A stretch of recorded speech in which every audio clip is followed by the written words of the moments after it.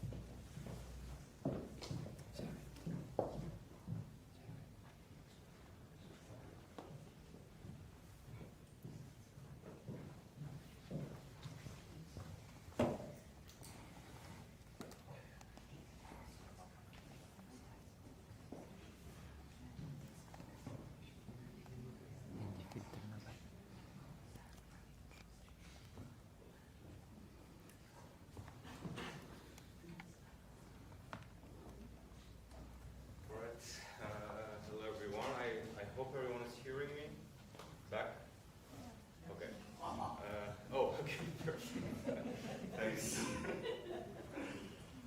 All right, so hello to everyone. We've seen each other quite often these past day and a half. And now finally it's the time for the final presentations of all our teams. And we're very looking forward to seeing what the teams have put together, and hopefully it will be a fun experience for you all. Before we start, we have some presentations for you. More particularly, we'll be welcoming the CEO of the venue for which, in which we were able to code in this event. And later on, we'll be giving the speech to some other partners and sponsors that have really made this event come to life. So actually, we can begin with the first guest, or like the guest to the stage, I guess. Zurich, the CEO of NovuCampus, in which you were doing your hacking, and I leave the floor to her for a little introduction to the space. Thank you.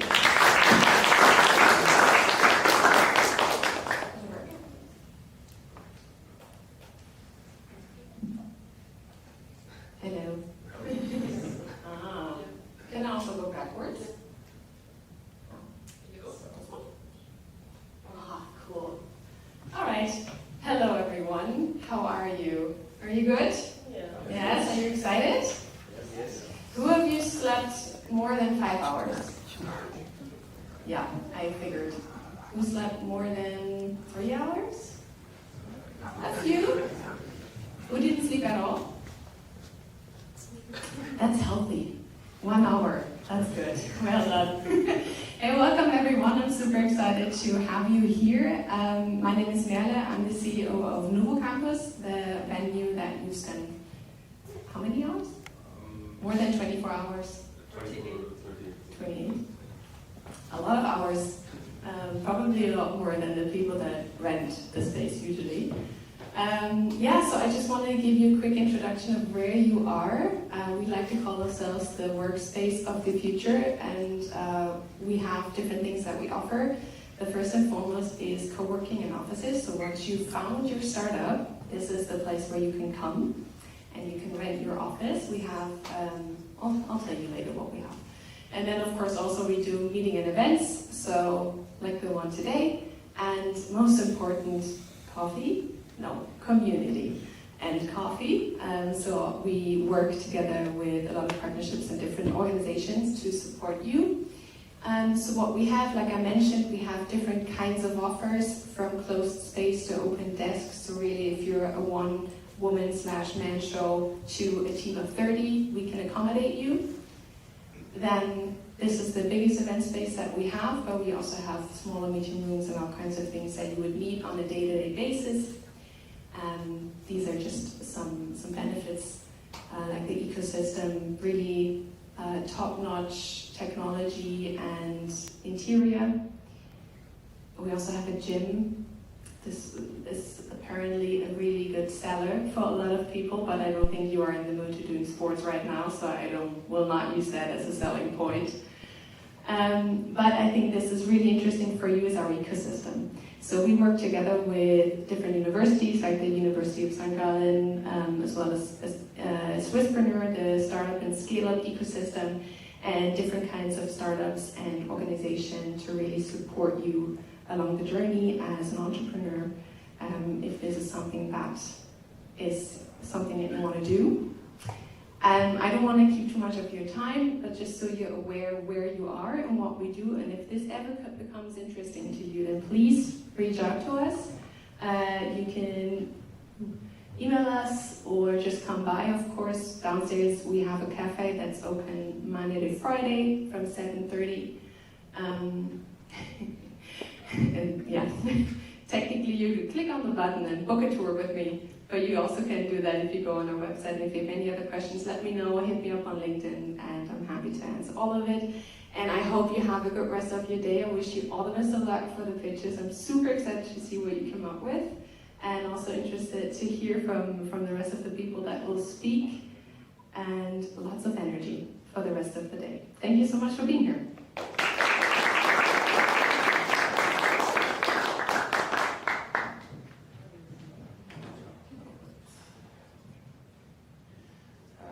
thank you for that presentation. It was really, we had a lot of positive feedback about the Atelier and hopefully for the XL room as well, so we really thank you for allowing us to thrive here. And yeah, and to anyone this is a further interest, please do not hesitate to contact her, she's really amazing. All right, now we're going to welcome our second speaker to the stage. She is Katharina Fürst from Constructor and Academy. They, ever since the beginning of this hackathon, they have been in close contact with us, and we're really glad to have them here today as an academic slash innovation slash knowledge-based partner. So I hand the microphone to you and to your presentation. Thank you, Alba. Thank you, Tamara. Can I look at the screen here?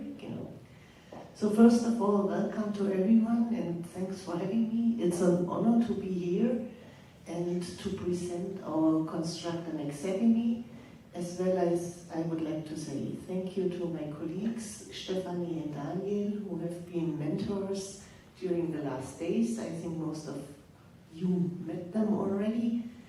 And so let me tell you a little bit about what we are doing, what is Constructor Academy doing. Yep. Okay. So first of all, you are the first ones who are seeing our new name. Until Thursday, we were called Constructor Academy, and we changed our name. We were rebranded to Constructor Academy. That will set a new environment to us. It will show that we are going to offer more courses and a broader range of courses as we do right now. Actually, we are focusing mostly on B2C. That means we are educating persons, and now we want to enter industry and companies as well as entrepreneurs and help them to be prepared for the real market. So just a little bit about me. I don't want to say too much. It's just that you know who am I. My name is Katharina Fürst. I'm the Deputy CEO of the now so-called Constructor Academy. I have a background in economy, and I'm also a therapist and a supervisor, and I'm a huge big tech fan. And this is how I came to the academy. They searched somebody who is going to build up this academy. I then in Munich, and I started to build it up, and then our founder from Constructor Academy, he left us, and then I was asked to take over this complete Constructor Academy, which is also which was founded in Switzerland, which I will show you here. So who we are, what are we doing? We offer data and hands-on technology programs. That means we are educating persons, professionals who want to change their career, as well as persons who are going to upskill themselves. And we also upskill departments and entrepreneurs with their own skills. Our locations are in Zurich, Munich, Bremen, and you can also visit all our courses online. And we exist since 2017 here in Switzerland, and since 3 years in Munich or Germany. We had over 1,200 alumni. We work with free instructors. That means most of them are not hired by us, but they are as freelancers with us. So if you might be interested in being a freelancer for us, don't hesitate. And we also work very close with the companies and with the real world. So we did already over 200 projects with companies. What will I tell you? I want to tell you a little bit today about the tech market in Switzerland and Germany. This is why we exist, and highlight the key roles that are in demand. Then some skills employees are looking for, and what we try to do that you can acquire those skills, or people in general can acquire those skills. If you look at this little chart, which was created by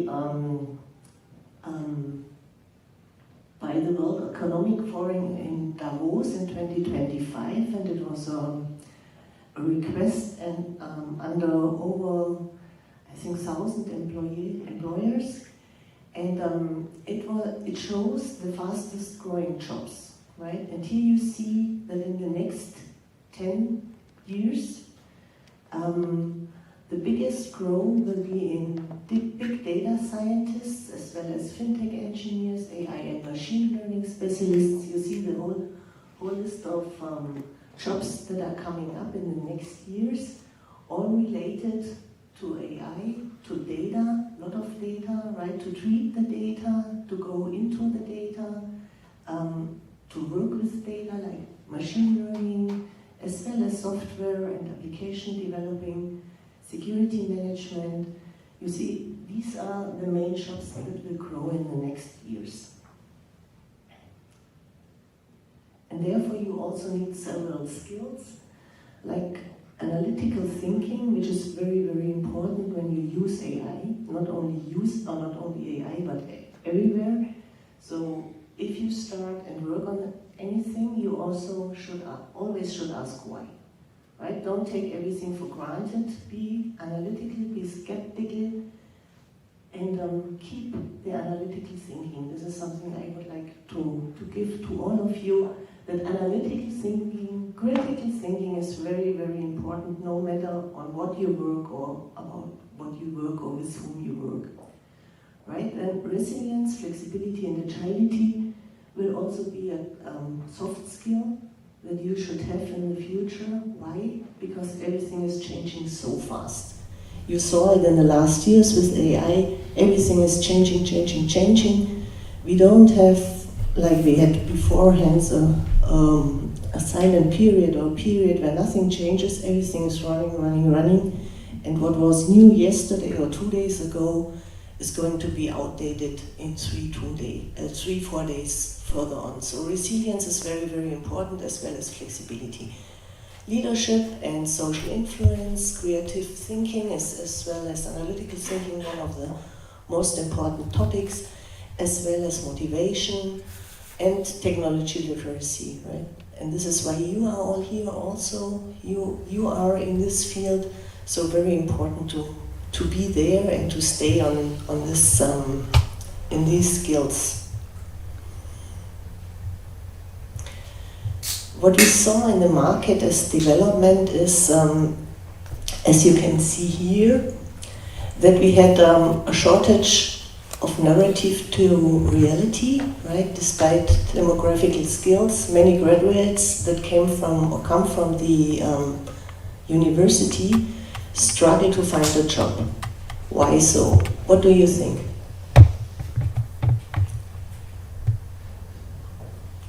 Is it? I think because uncertain times, so that companies are not hiring so much people. There's no, they have a lack of their direction. Okay, let's be careful. Let's see what will happen in the market. Sometimes so many people. Not so many young people or junior positions, right? Okay, I'm done. Other opinions? Yeah?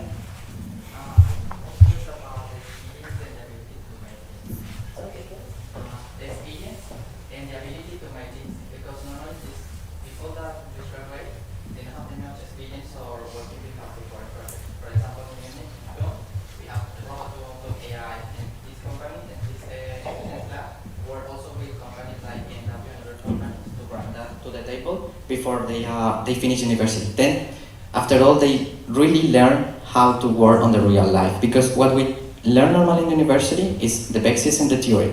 That is so much important because we need to understand the past to make the future. But for that we need to also put that in practice, because if I don't know how it works, if any problem happens, who is going to help me to solve it? Yeah, this is a very good point. Any more comments? What do you think? Who has a job here? Who is working currently? Who is still at the university? Okay, and who is searching for a job? Job hunters? Okay. So see, as we discussed, or also what you said, this is true, that mostly experience is lacking, right? And that the companies are very uncertain, actually. They don't know who will we need, the economy is going down, so right at this moment we are in really, really rough times regarding job market, regarding new jobs. And what we see is that AI is also a game changer, right? Software development is evolving fast, everything is supported by AI. And for young people who are looking for a new job, I only can recommend you to do extraordinary things. Right? You from university as well as those who just entered the market, be different to the rest. Right? Try to go to hackathons like you do today, which I think is a very, very good thing. Be a mentor like you are doing right now. Be different to the rest of everyone, right? And this is how you also gain experiences. And what we also should do is bridging the gap by learning actual and future demanded skills, right? So don't stay where you are. Try always to update your skills. Try to be up to date. And this is where we come into the game. So what are we doing as Constructor and Atelier? We try to give you, or we teach, right? We are an academy, we are teaching adults who already are in the jobs or have some experiences in the job market in several skills. So a full stack web development, data science and AI, as well as in short courses like mastering Gen AI and Python. Right. We are also teaching soft skills like teamwork, team lead, resilience. This is what you learn during our bootcamps, so-called bootcamps, as well as analytical thinking and creativity. You get hands-on experience because in our bootcamps, at the end, you have real-world projects together with companies, and sometimes the companies are also hiring our students or alumni. And you are also going to work in groups during the programs. And we are going to give you career support, as you can see at the very last point. We help you to build your resume, we do LinkedIn optimization, and we also help you to prepare for interviews. And we give you network opportunities. So just a very quick overview about the courses we are teaching. So we have Data Science and AI Intensive program. What was the Stefan we did? So maybe if you have questions, you can always ask her or me or Daniel also. So what do you learn? You learn techniques and technologies for processing real-life data, real-world data, and you can do it either in 12 weeks for upskilling, or if you work, maybe beside your work, in 22 weeks. We try to give you the most up-to-date knowledge in machine learning, NLP, deep learning, and so on. We also have a full stack web development course. All is always bundled a little bit with AI, but actually we focus on hands-on learning and on using and coding without AI, because first you should know how to do it from basic before you can add AI on it. This is our opinion how we are teaching. Then we have also a Mastering Gen AI course, which you can see here, where you learn how generative AI models are built and how to integrate them into other applications. This is maybe also what you did. We are using Hugging Face, Gemini DALL-E, and many, many others. So if you are interested, you just go to our website and you can see everything there, as well as a Python course. So if someone of you is also interested in Python coding, you can learn it from scratch at our academy. Here I have some dates about the upcoming programs. So the next one starts already on October 27th until January 30th. This is data science in the full stack program, 12 weeks long. And so if someone of you might miss something or might have the feeling that something was missing during your hackathon, he or she might be interested in joining, as well as in February there starts the part-time course. And the Python course also starts in October 21st. Then we also offer small little workshops. Like one is done by Stephanie. It's AI-assisted programming workshop. It will take place October 14th to 15th. And Stephanie can give you all the insights you might need. It's about learn AI pair programming for software developers, so you should have already a deep knowledge of coding, and then she will help you and show you how to integrate tools like Bolt, Tabnine, ChatGPT, and GitHub Copilot into your workflows. It's a 2 days workshop, that means 2 days, each 3 hours long, from 6 to 9, and it will be streamed online. Then we have a Mastering Intelligent Agents workshop. Here you learn how to build and deploy and monitor advanced agentic AI systems. You learn how to do the core concepts, the agent design platforms, and so on. It will be led by 2 very experienced data scientists. One is Matteo and the other one is Adriano. And it will be on October 28th to October 29th. Same format as Stephanie's workshop, so 3 hours, 2 days long, online. And then the last workshop we are offering also in October is Generative AI for Business. Here you can learn how to use several AI tools for your workflow, how to use it to, for example, automate content creation. You learn how to create a podcast with AI, for example, how to automate your emails with AI, how to create a chatbot. So this is very, very practical. All our workshops are super practical and hands-on for anyone who might be interested in this. Come and join us. And then, as an appetizer, you can come October 7th. This is already next week.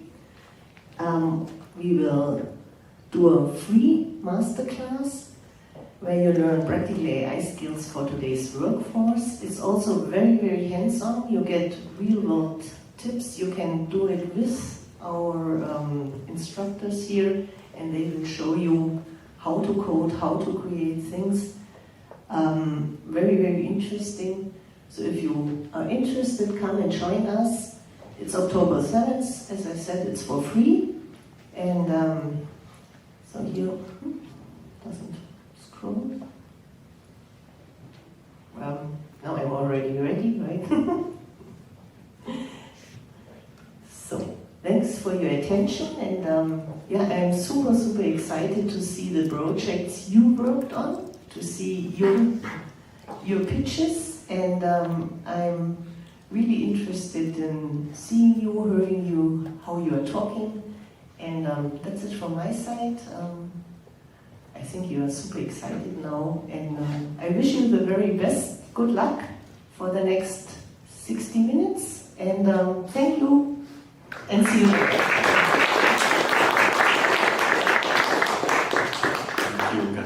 For your presentation, and whoever is interested, all the information and the QR code, they include all the comprehensive information. Yes, so before the pitches, we have 2 more workshops, presentations for you, and especially now we'll be moving on to Stillwind. As you can see, logo right in the middle, one of our main sponsors for the event. Who is Stillwind? It's a Zurich founded startup and backed by Y Combinator in the US for the ones who've heard. and they make it as easy as having a chat with the machine parts that you're searching in your system.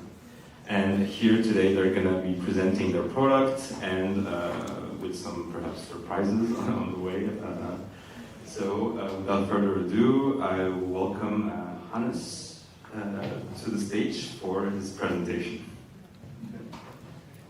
Thank you. Give me a second, I need to set up because I want to do a live demo.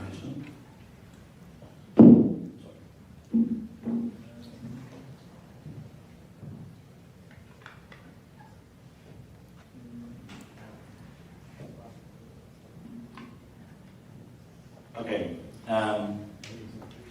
so this is us. I'll try to keep it short because I think you all guys can't wait to get home, and I've been there, I understand. Yeah, we are still wine, as you already said. We are building AI tools for electrical engineers. Little background on us. We started here in Zurich at ETH in the Student Project House, which is an excellent place to get started. I can recommend if you want to do a startup, go there. And from there, which is now over a year ago, we got into Y Combinator, which is also something I would recommend to you. We were in the W25 batch early this year, and then after that was over, we returned to Zurich and have been working from here ever since. And if you want to, I don't need. And if you want to talk with us about any of these experiences, startups in general, we are very happy to talk to you about it. Who are we? We are 4 founders. Can you stand up, please? We have Linus, Lucas, and Joseph, and me.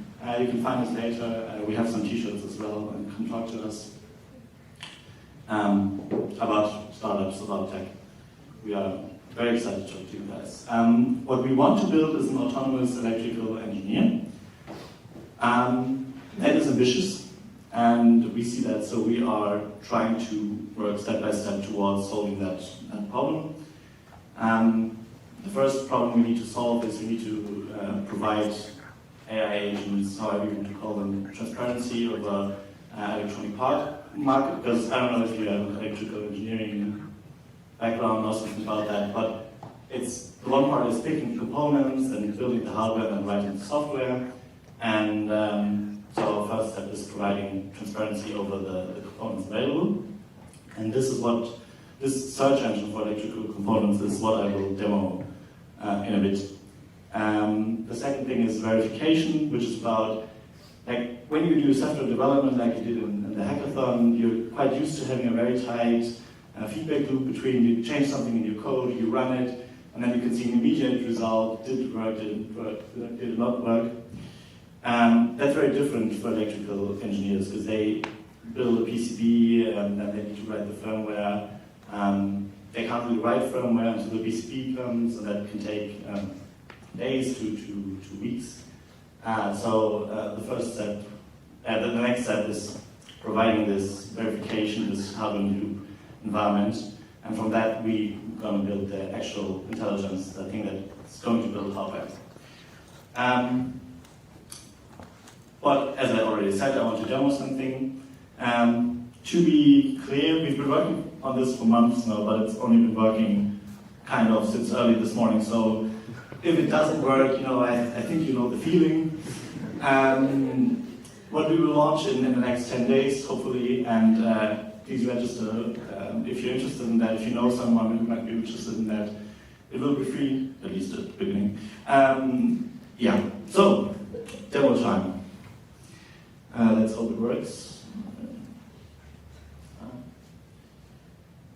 So, this is our search. I will now look for a part. Let's say you're building a satellite, a CubeSat maybe. I know that, I've got the name of who are the CubeSat project that you talked about earlier? Yeah, Aris, okay. The Aris CubeSat uses a microcontroller which is a JPEG encoder, and let's see if you can find one of them in our search engine. Maybe I should make it a little bigger. Okay, all right.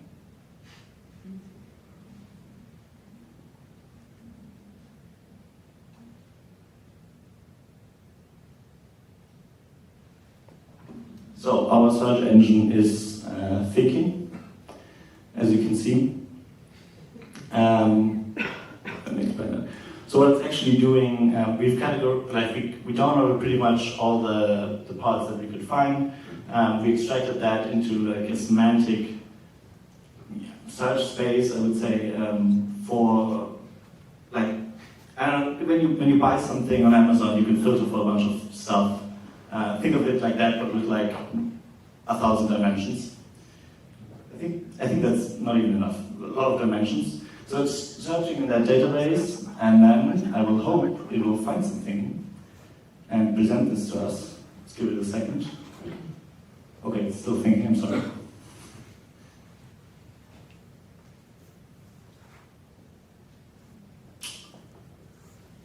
This didn't take as long. Let me try it.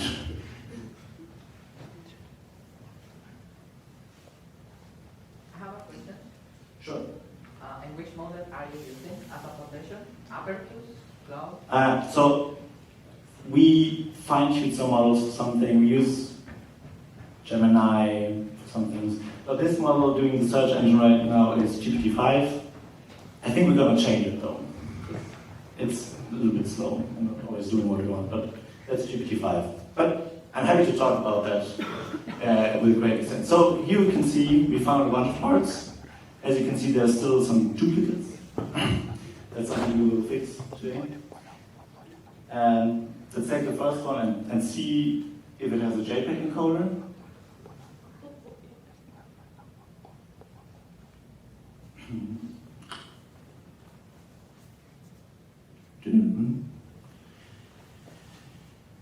Just damn it. There's JPEG. Ah, Very low. where is it? At the top. At the top? Okay. So it's very hard to see. I still don't see. Okay, it has a JPEG encoder, so let's say it works. Yeah, so I will continue. Yeah, that's basically what I wanted to do. You see, it still needs some optimization, but I think we will be ready. And if you want to talk with us about any of this, we're happy to talk to you. And yeah, thank you for your attention.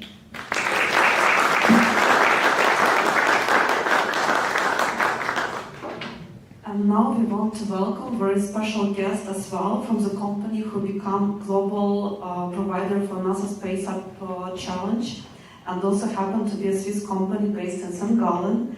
And we just 1 week before approached them to join our NASA Space Up Challenge. And today with us we have Luca Humbler. Does it correct? Oh, Tupler, who is product owner for Weather API, and you will going to present a little bit about all the opportunity you have for our participants today. So welcome on stage.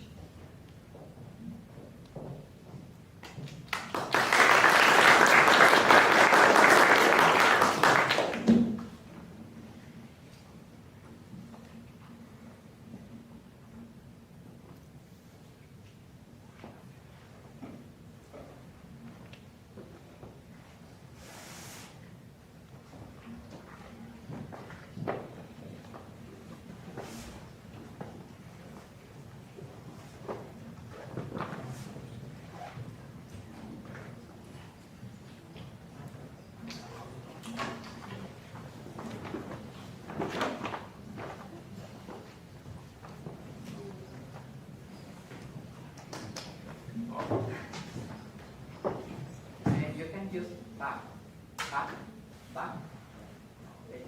Just click on back and quit, and then. Thank you very much. Okay, yeah, thank you for the introduction. Actually, there was a webinar on Friday, we had about our weather API, and there was was quite an interesting question coming. So in the middle of the live demo that I was doing there, so whether this API that we provide there, whether this is from Google or from NASA, and I had to say no, actually. So it's not neither of them. So it's from MeteoMatics. And what is MeteoMatics? So we are a company located in St. Gallen. That's around an hour from here, in case you don't know it. But we also have offices all around the world. So originally we were a startup and now came into the scale-up phase. And our vision is to be the global leader in weather intelligence. And so for any location on the globe and any time, provide the most accurate weather data. Now, we provide various different solutions. What you can see here, so we have the weather API that I was already mentioning, and some of you might have already been using now during the hackathon. But we also compute our proprietary weather models in our cluster. And we also provide the visualization tools for the weather data, and we also even build our own drones to capture the weather data from the lower atmosphere. And just for weather, I mean, it's so an important topic. So many industries are relying on weather. So let's take, for example, agriculture. You are a farmer and you are interested in knowing, when do I need to protect my crops because the temperature is, for example, at below freezing level.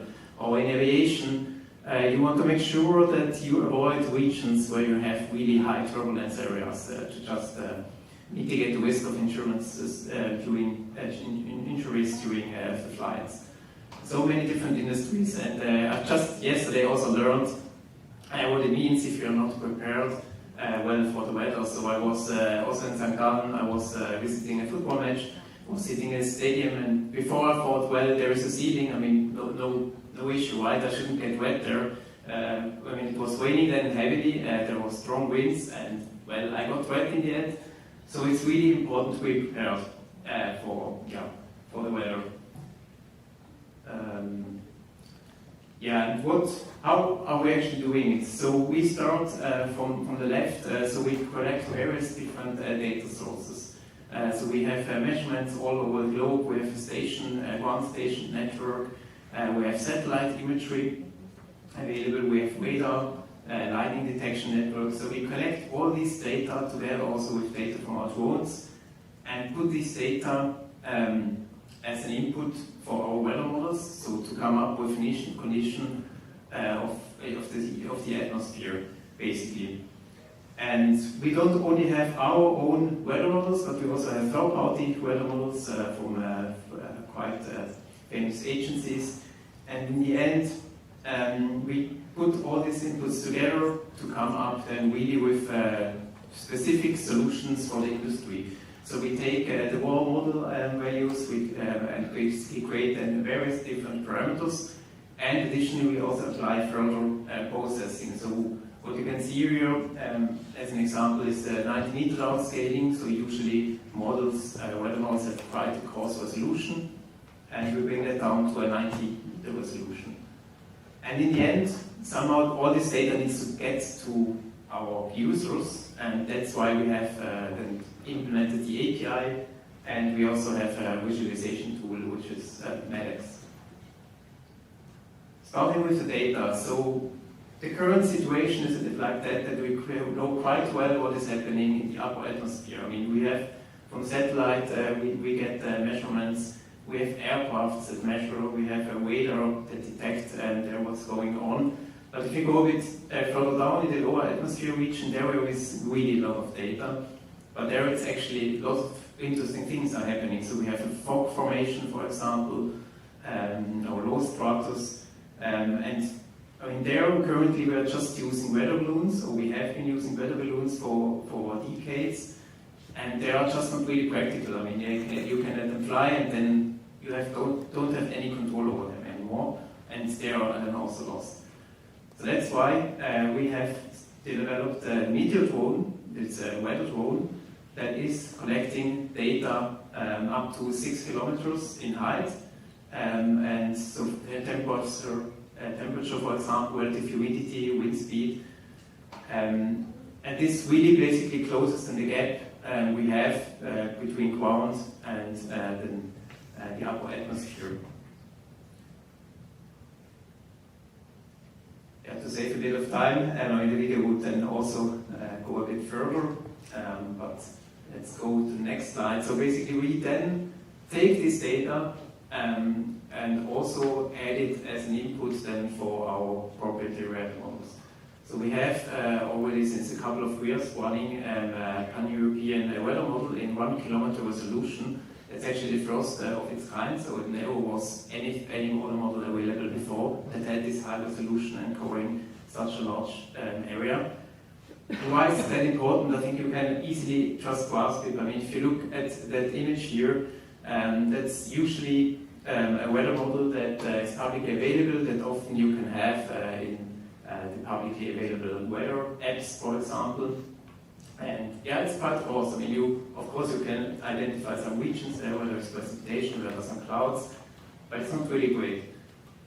What was been using as the current best practice is a model from ECNWF, where the resolution is already a bit better. But it's very different if you look now at our U1K model. So here you can really see all these tiny clouds there, in the east, for example. You have much more information regarding precipitation. So it's just amazing how much more detail you can see. But yeah, obviously, I mean, this model also comes with a huge data consumption amount. I mean, we produce every day 50 terabytes of data, and this somehow, everything needs to also be being processed fast. I mean, we produce one every day, so every hour, sorry. So we compute every hour a forecast, and in the end we cover then a time range of 72 hours. Just this year we've also launched our second 1K model. This time it's covering the United States. And also I think here it's even more impressive. So if you look at this hurricane event and again see then just the coarse resolution of the publicly available model, it's already becoming a bit better with a model from ECNWF. So this is, by the way, the European Center of Medium Weather Forecasting. But if you really go again to our US 1K, and then we can also see that we really have much more detail there in the precipitation. Again, here we also computed every hour, and also if we have some animation here, so you can really nicely see then when the hurricane makes landfall, and also even there then in the middle of the land, I mean, there is still quite some precipitation happening. So all this data somehow needs to get to our users, and that's why we have the weather API. So we really collect all the data that I've been mentioning before and put it into also our proprietary solution called MeteoCache. So it provides access to several petabytes of data, and then in real time. And we also apply additional the downscaling on it. We have different industry-specific parameters, and in the end you can really then get all this in every format that you would like to get. You can use different programming languages to connect to our API. And you can really see the API also as a one-stop shop. So it provides not only various different sources, but also a really long history. So it starts 8 years ago, and with observation data, we have reanalysis data available, up to week-type data, and nowcasting data for radars, for example. We have short-term range where then our 1K models come into play, up to midterm seasonal forecasting, and then even up to climate projections. So how the future will, based on different scenarios, will look like. And I mean, weather API is nice, but often it's a bit hard to understand. I mean, if you have so much data around and you have to play with it, I mean, you really have to dive deep into it. So that's why we also decided to actually then provide a visualization tool, which makes it easier to just visualize what is happening. So you can really then, here, for example, create different tabs and analyze different weather situations, and you have really an overlay here. For example, you have temperature, cloud, and you have the isobars, high and low pressure systems, so everything you can put into single tabs to analyze the situation. You can also define points of interest. If you, for example, you are in the energy sector, you would like to protect your assets, and you maybe see when you would have to react on a certain weather criteria, so you can define your points of interest, set some thresholds, and based on that then make decisions. And also you can define areas of interest. If some regions then are maybe affected by a thunderstorm that is passing through the country.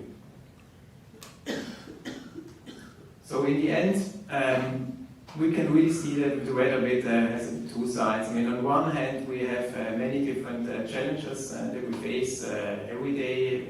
Companies face these challenges, so we really need to be prepared for that. We need to take measures, so it's crucial that we are informed upfront if there is something happening.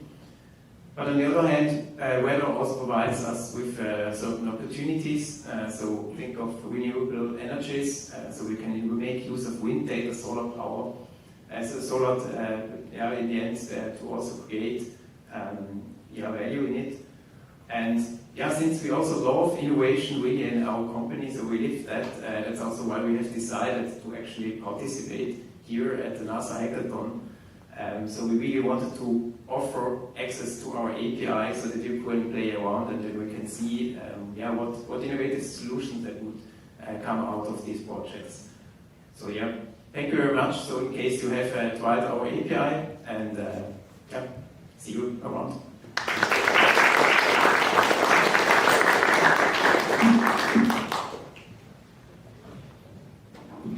Thank you so much for your presentation. It's really great to see a Swiss company also at this global level that also is a supporter of the Space Apps Challenge worldwide.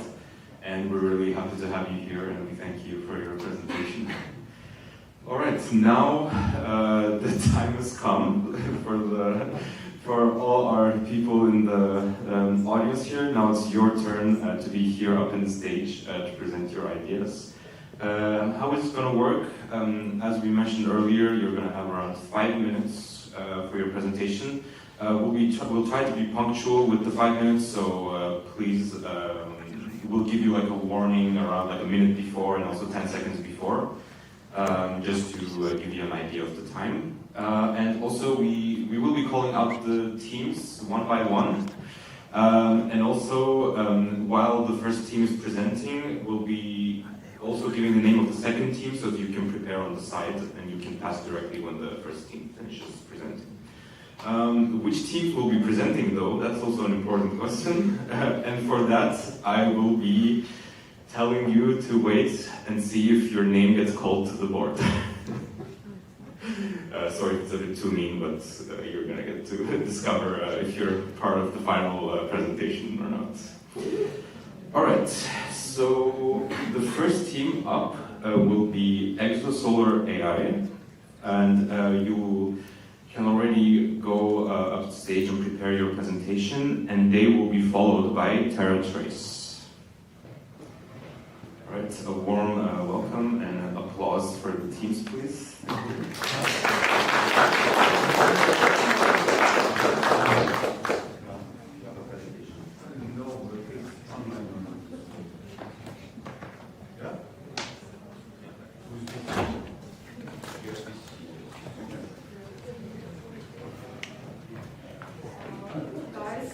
Next team who will be teaching, please prepare and stay by here so we can move a little bit faster because we lose a lot of time to this like moving around. So just next team who going to teach is waiting here and order for the teachers. We are going to follow in the constant chat so you can see who is speaking now and who is going to prepare the next one.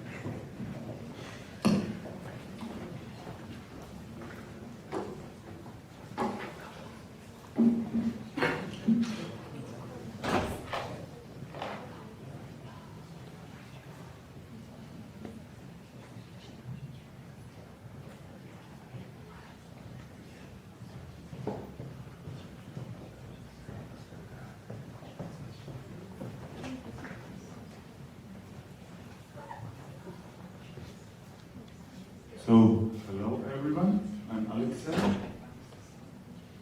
And there is Daniel, my co-founder, no, team member or friend. So, what have we done? We built a web app. It's called exosolar.app, so you can already access it. It's worldwide accessible. I did the front end and back end of it, and Daniel did the machine learning. He's our big data scientist, machine learning expert. So what have we done? The mission was to evaluate the, oh, I have just 5 minutes, okay. So yeah, here you can already see we have like planets that are confirmed by NASA and candidates. So in the confirmed planets you can see here where they are going.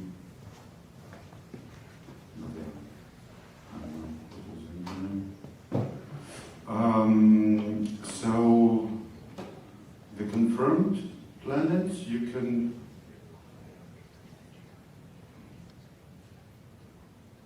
claim here a name for 99 cents, and it will be forever on this platform. So maybe you find a planet that you like, you can buy a name for it, and so then there's this button, Discover AI, that is more like we will put some parameters and send it to Gemini. And Gemini will say once what is the planet about, and blah, blah, blah. And this will stay there forever as well. And it will be like discovered by, you can put a name. And then we have candidates. These are planets that are not confirmed yet by NASA, but are candidates, possible planets. And then you can click your check with machine learning, and then it will go to Daniel's API where he runs the machine learning that was trained on the confirmed planets, and it's like a lottery. It will say like, yes, it's a planet or not. And then if it's a planet, you can give it a name as well, or buy a name, and discover it with the eye. That's it.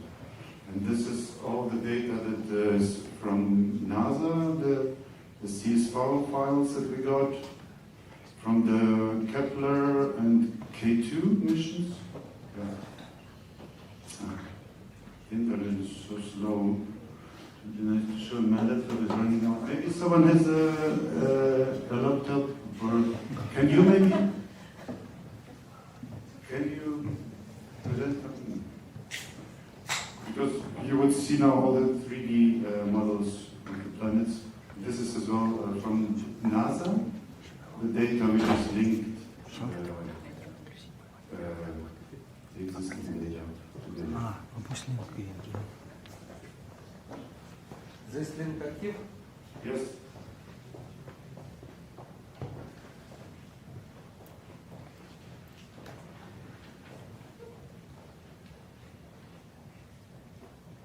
Maybe just people can go to the website.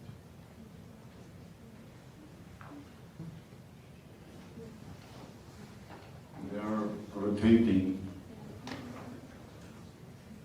planets.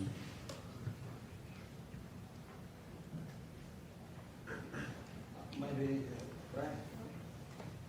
Yeah, you can switch to your. So how much time do we spend?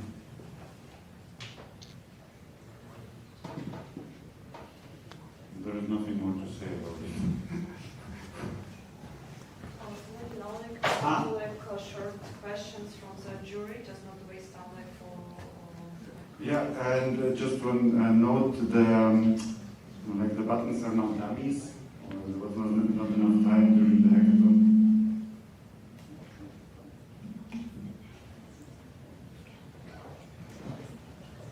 Yeah. Yeah, questions.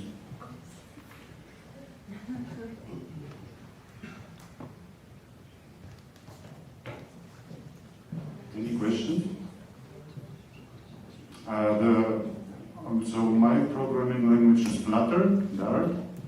You can build with it mobile apps and web apps, everything. You can run it on a refrigerator or on the car. And Daniel is Python. The backend is Firebase. Alex? Yeah. Very interesting, but could you maybe tell us in 2 sentences what your app is doing?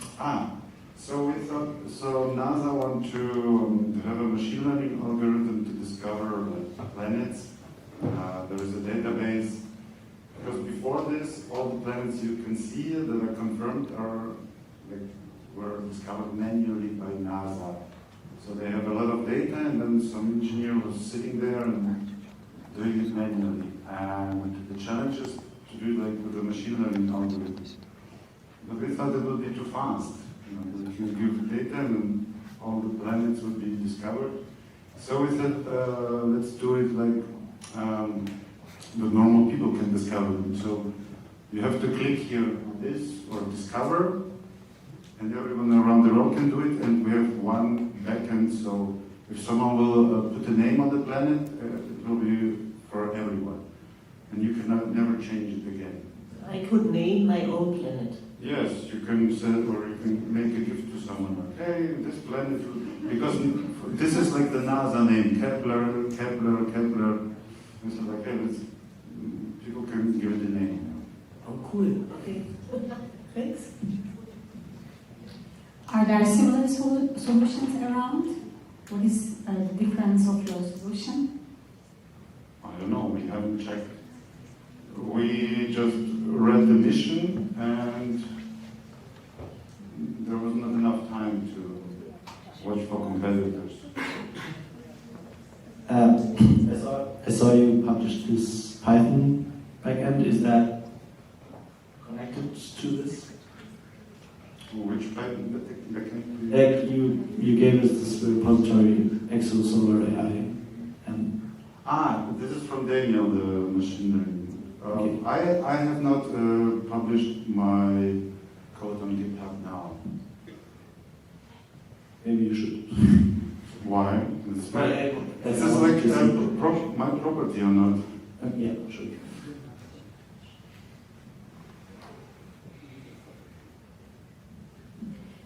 While you are doing the hackathon, how was the team situation? Did you enjoy? How was the teamwork? They're really good. Daniel was doing the machine learning, and I was hacking the front end. They did back end. There was not much to do with the back end. It's just a database, a real-time database. And the front end, yeah, because you have to do it responsive. So if you now try to minimize the screen, it will then fall down to maybe just one place. So if you open it on your iPhone or something, you will see just one row of the planets. One very last question. What was the biggest challenge? Time. We had not enough time because, it's super cool, like the networking and all the workshops. And you have to code in between, like 1 hour here. You never have this focus time.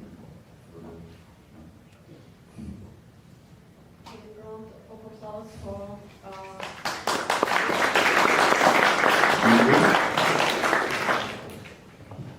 Let's give a speech for the next team, Tara.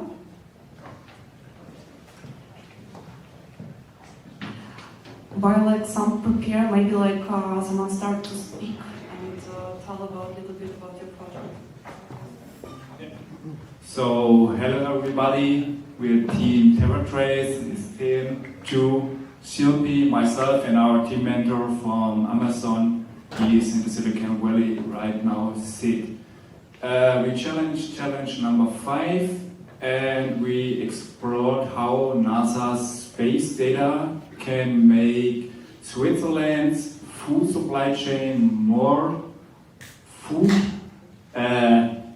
smart and more resilient against climate change. Also, we ensure that the distributors in the supply chain will have more availability of over the food and stuff like this and how it worked. We're going to show you in a quick video. Imagine this. Today, climate change, our food depends on the long and large chains.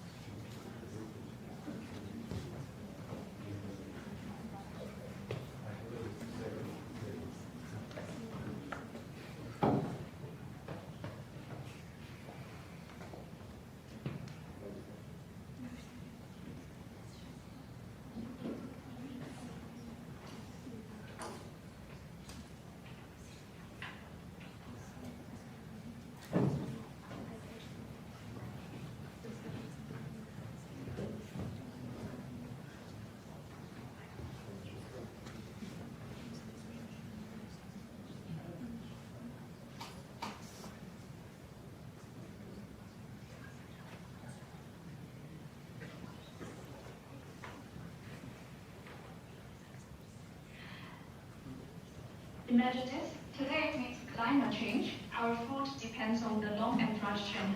NASA started a challenge to use space data to protect our food. We bring this idea to Switzerland. It's a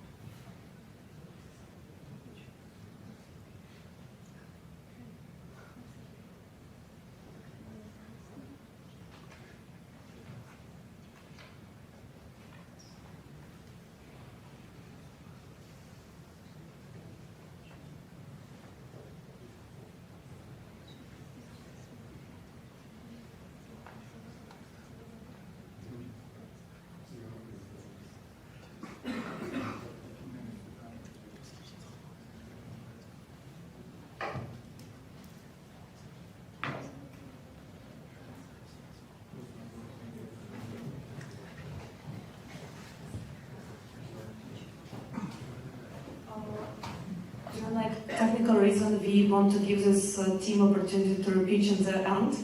So let's welcome on stage like our new team. And new team is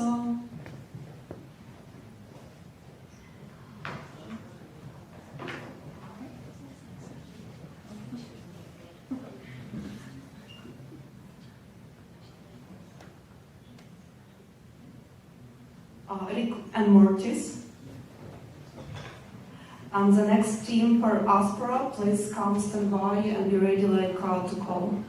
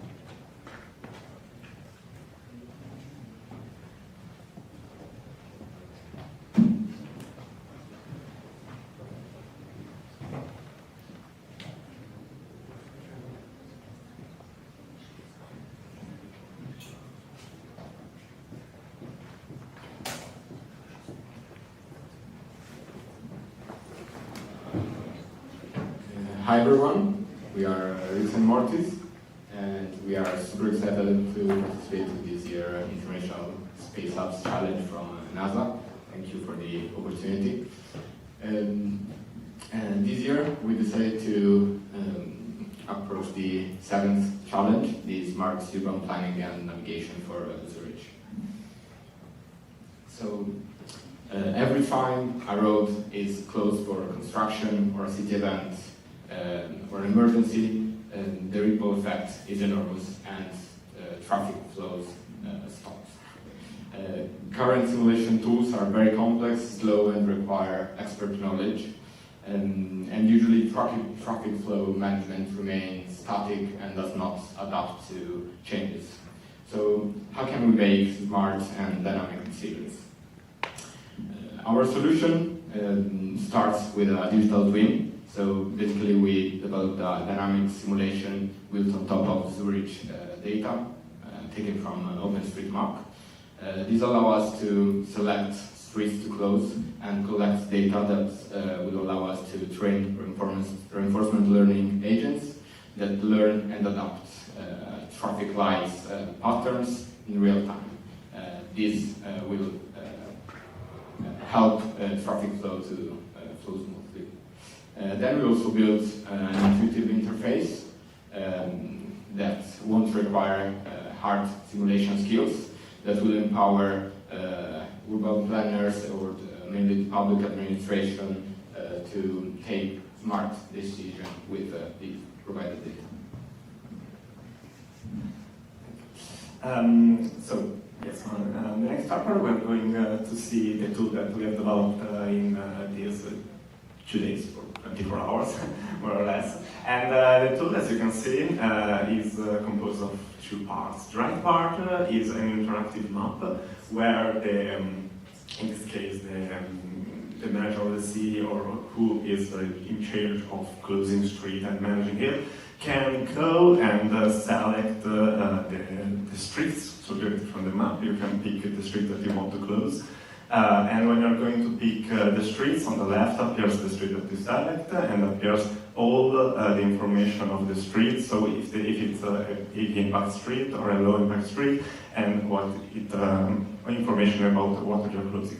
From then you can launch a simulation, which will run a background application, which simulate all the traffic flow in the city with the closure streets. So like over here we can see the bridge that is closed, and as you can see on the left are the cars targets. So there's a problem, and those are the metrics that our software give to the people who are going to close the street. So when you're going to close the street, you know exactly an impact score, which allow you to understand the close of the street, which impact generate on the availability and the ability of the city. And you can see a lot of metrics that we have developed, including also some impact on the environment, so CO2 and NO2 and other parameters. And when you have from this, the comparison is before the closing of the street and after the closing of the street, so the impact of the closing.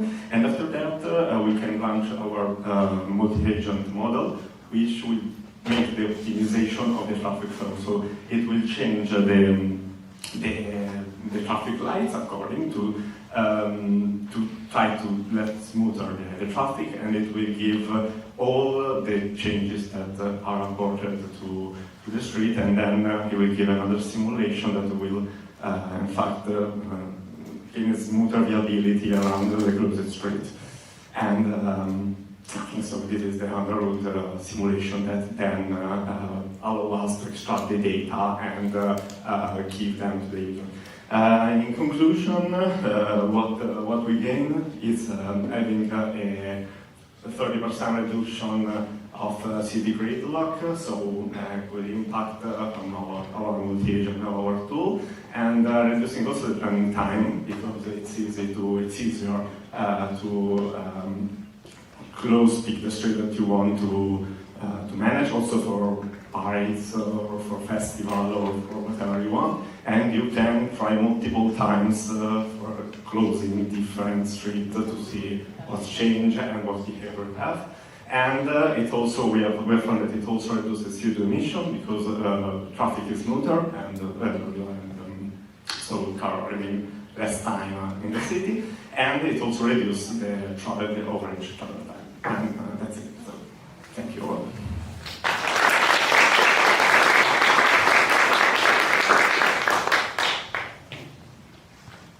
Of course, if you have a question.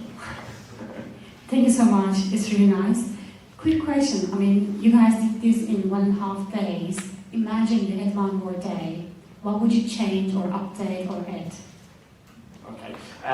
So we have one feature that we have think about was also maybe the economic impact that some closure should have the city. Like this open also to some scenarios or some cases where maybe we can also predict, like if there's I don't know, a problem on a bridge, like we were seeing, if there's like a problem on the bridge that we have to close the bridge for, I don't know, a problem on, or maybe we are planning some work on the bridge, we have to close it. We can also estimate the economic impact about that closing, so that should also be a further investigation part. It's really hard, so we didn't go deep in this point, but it should be a future improvement.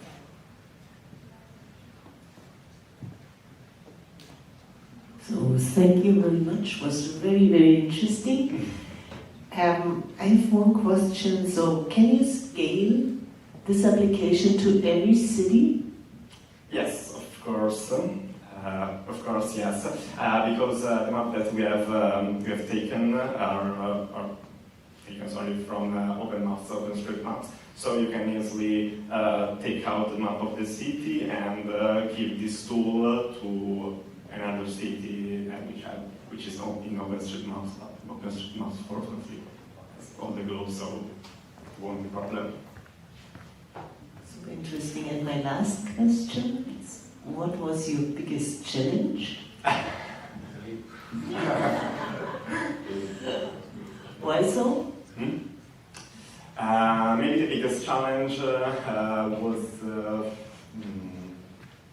don't know, maybe,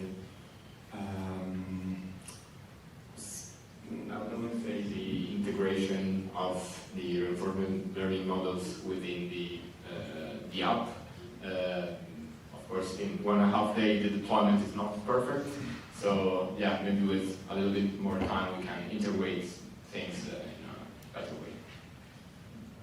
One more question, very quick one. In City Zurich, they hardly close every street. So basically, they reduce the number of lanes, Does this solution also assess the impact of reduction of number of lanes?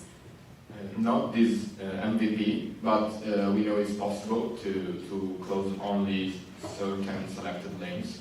OpenStreetMap data is very useful and detailed in that. So yes, we can basically predict, not predict, but adapt each traffic light for every lane.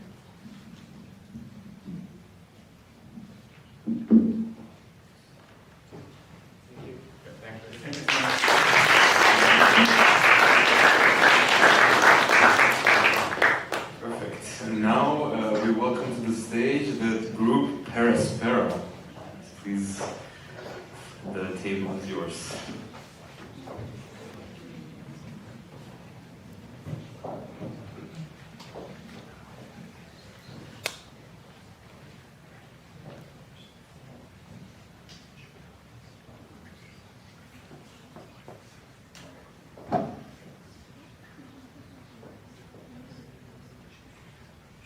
Let's see if this time it works.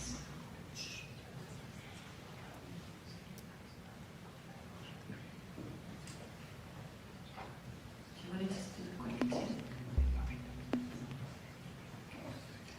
So it works. Well, so many times when I walked home and after a good night out, I felt sometimes a bit unsafe, and I was, okay, should I really go now, take this road or another one? I felt not really comfortable. So this is what we tackled down, the urban challenge. So we built a safe navigation app for women to walk safely home. And with Aura, I feel very safe having real data implemented into my app and emergency support at my fingertips. So let me introduce you Aura.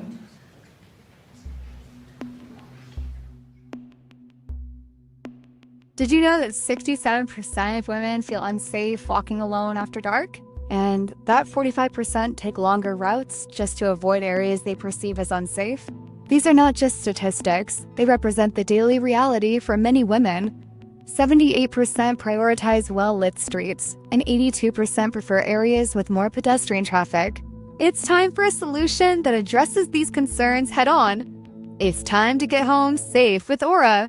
Introducing Aura, the comprehensive safety app designed specifically for women navigating urban environments. Aura uses multiple data sources to calculate real-time safety scores for every street. The app analyzes street lighting data, pedestrian traffic patterns, and criminal incident reports to create a dynamic safety map. Aura is a revolutionary navigation app designed with a singular focus to prioritize women's safety in urban environments. Our safety-first navigation optimizes routes for security, not just speed. We use data-driven safety scores, calculated from street lighting, pedestrian traffic, and community reports. In case of an emergency, Aura provides one-tap access to the police and notifies your emergency contacts. And because safety is a collective effort, our app is community-powered, with real-time reports from users enhancing the safety map for everyone. Introducing Pink Routes, our innovative feature that prioritizes safety over the shortest distance. These routes guide you through well-lit, populated areas in Zurich. Unlike standard routes that might take you through less populated areas, Pink Routes are optimized for your peace of mind, following main streets with better lighting and higher pedestrian traffic. The app displays both route options with their respective safety situations, empowering you to make informed decisions about your journey. At the heart of Aura is a powerful safety algorithm that combines multiple data sources from Zurich's open data portal to generate comprehensive safety scores. We analyze street lighting data, including the locations and intensity of public lighting infrastructure across the city. What makes Aura truly unique is our integration of live pedestrian traffic data from Zurich city sensors, updated every 15 minutes. This gives you real-time insights into which streets have active foot traffic right now. And most importantly, we integrate real-time user safety reports, allowing the community to provide immediate feedback on perceived safety. Aura's SOS feature is designed to provide immediate assistance when you need it most. With a single tap, you can instantly alert emergency services. The app also automatically sends your real-time location to your pre-registered emergency contacts, and you can share your journey progress with trusted contacts. For situations where you feel uncomfortable or threatened, simply click a button and Aura generates an AI-powered phone call. You can pretend someone is picking you up, giving you a safe way to exit an uncomfortable situation. Aura harnesses the power of community feedback to create an ever-improving safety map of Zurich. Users can rate streets on a scale from 0 to 10 as they walk, providing up-to-date safety information. This data contributes to a dynamic heat map that visualizes safety hotspots across the city. Furthermore, users can leave specific notes about safety concerns or positive features, enriching the map with detailed qualitative feedback. Aura is brought to you by a dedicated team of innovators and problem solvers, Anastasia, Razaj, Yaroslav, Guluzar, and Eric. Together, we are committed to making our cities safer for everyone.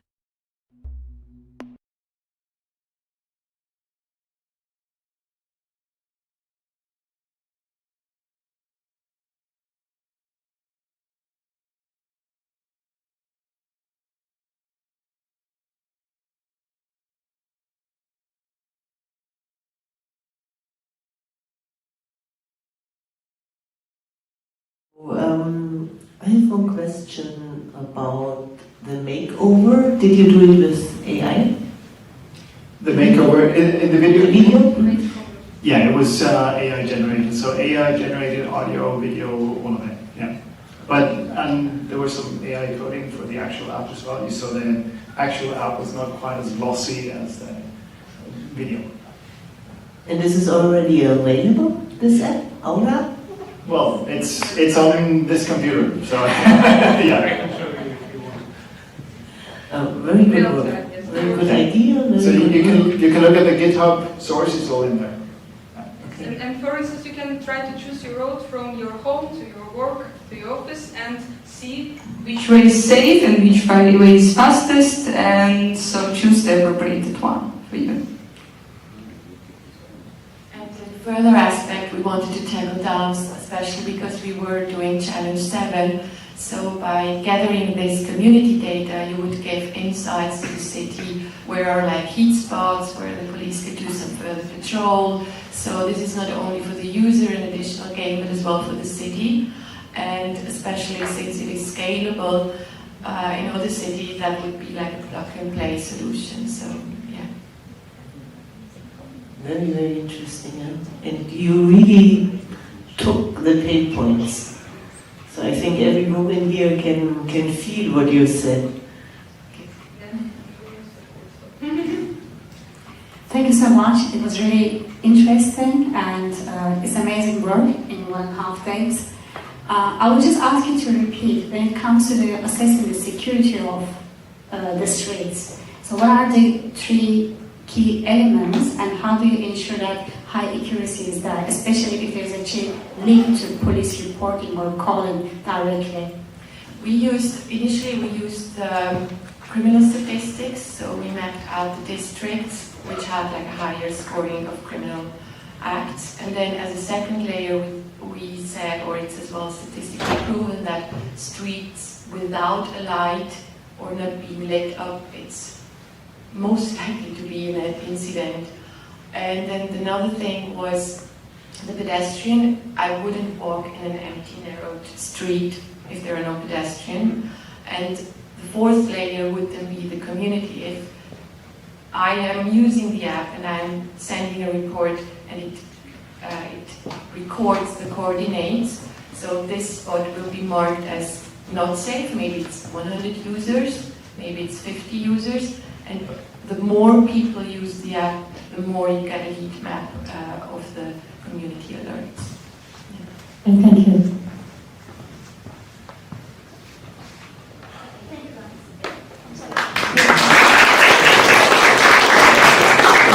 My only last question, what was your biggest challenge?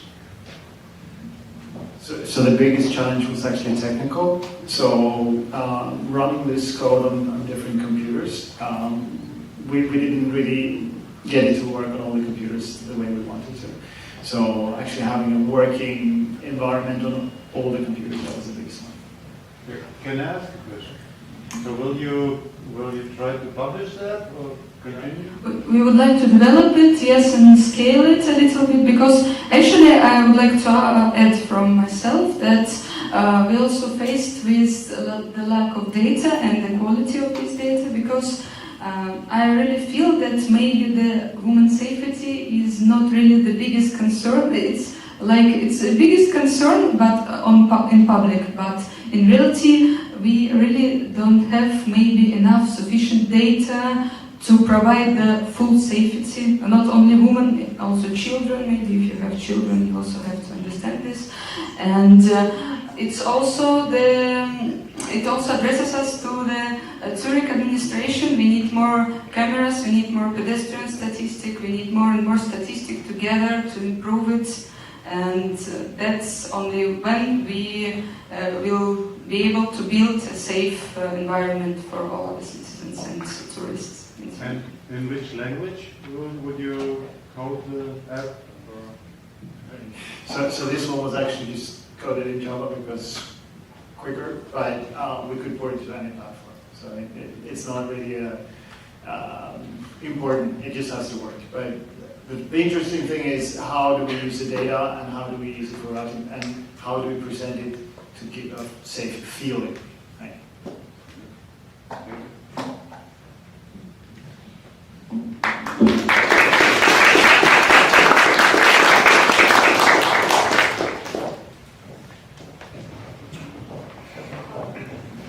Thank you so much. Project really awesome. I would love to try it myself as well. And now, we want to welcome next team on stage, X-Hub Space Program.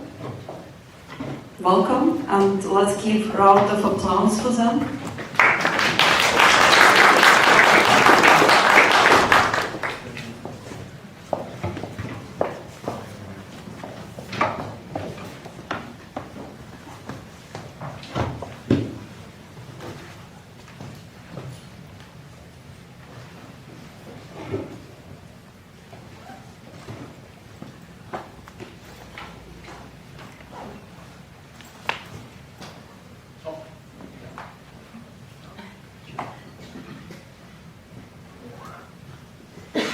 Hi everyone, I'm Max. I'm leader of the X-Hub Space Program team. Can you proceed? Now look at these beautiful people. I absolutely love them. They contributed a lot to the project. And a big shout out to Sid, our mentor, the expert that helped us a lot. Without his participation and engagement, the project wouldn't be the same. Now enough talking, let's proceed to the actual video demonstration. The documentary, I will say, that will tell you the full information that you have about the project. No, the video. Yeah, this one, exactly. Yeah. Our imagination is finally coming true. But challenges that await human race far away from planet Earth is something that you have never dealt with before. And the price for mistake is a human life. We are a big subspace program, and this is our project.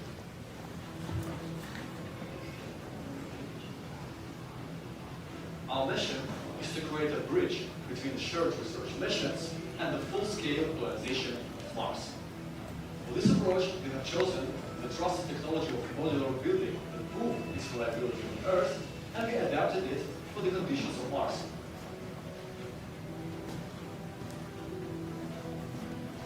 Our goal of this hackathon is to create an interactive 3D environment where users will be able to explore Mars habitats from all sides possible. By using the lattice platform to generate an experience with no code approach, it allows us to fully concentrate on creating exciting, interactive domain. The key points of the modular building technology we show are its strong cost efficiency, the ability to produce locally using the inertia regulate, and its scalability. The colonists will be able to move, reshape, and tailor the modules according to their needs. Whether it's a small mission for 6 people or a large one, the new modules will be attached and detached without the need to compromise the integrity of the whole structure. Living modules, bathrooms, co-working spaces, gyms, labs, production, everything that colonies might need during the long-term mission will be integrated into these modules. With our application, we want to give people an ability to explore the space that we create, explore NASA technologies that are integrated in the every aspect of the settlement, using the instruments of augmented and virtual reality. If you're already thrilled, it's not over. We are providing an AI-powered technology that will help you modify the modular area samples according to your demand. For example, if you want this 6-person given module to be reshaped to comply with the special need, you can write a prompt to an AI module and voila. All the different experiments you can see in our 3D environment are boosted by scientific data provided mostly by NASA.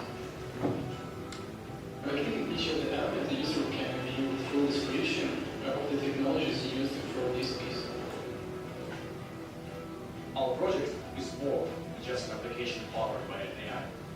It is a clear and engaging way to show the endless possibilities of the modular building technology and its contribution to the future of the human exploitation of space.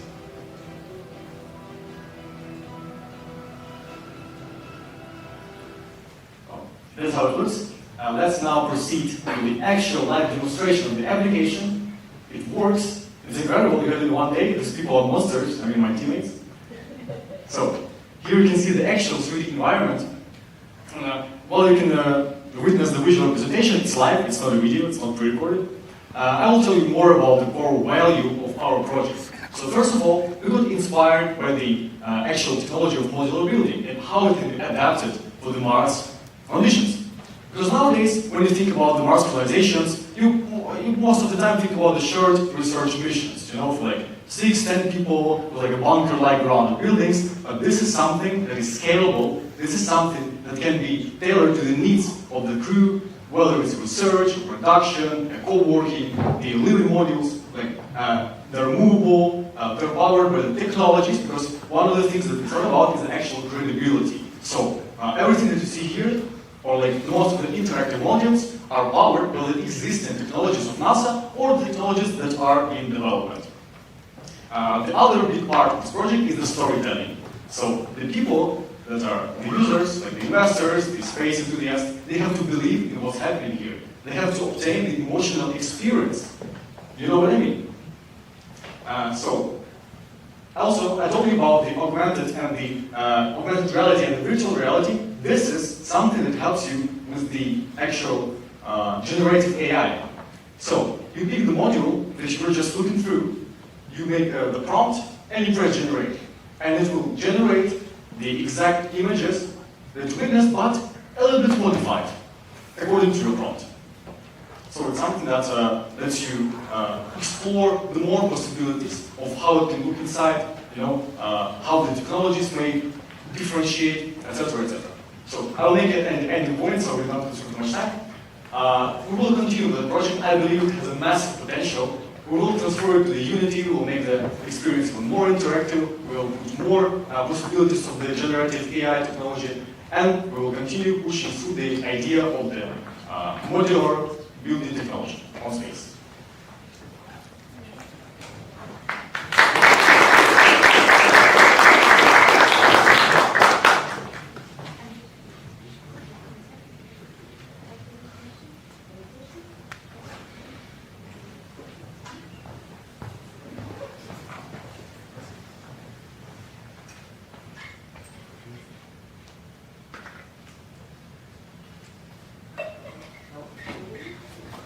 I hear you.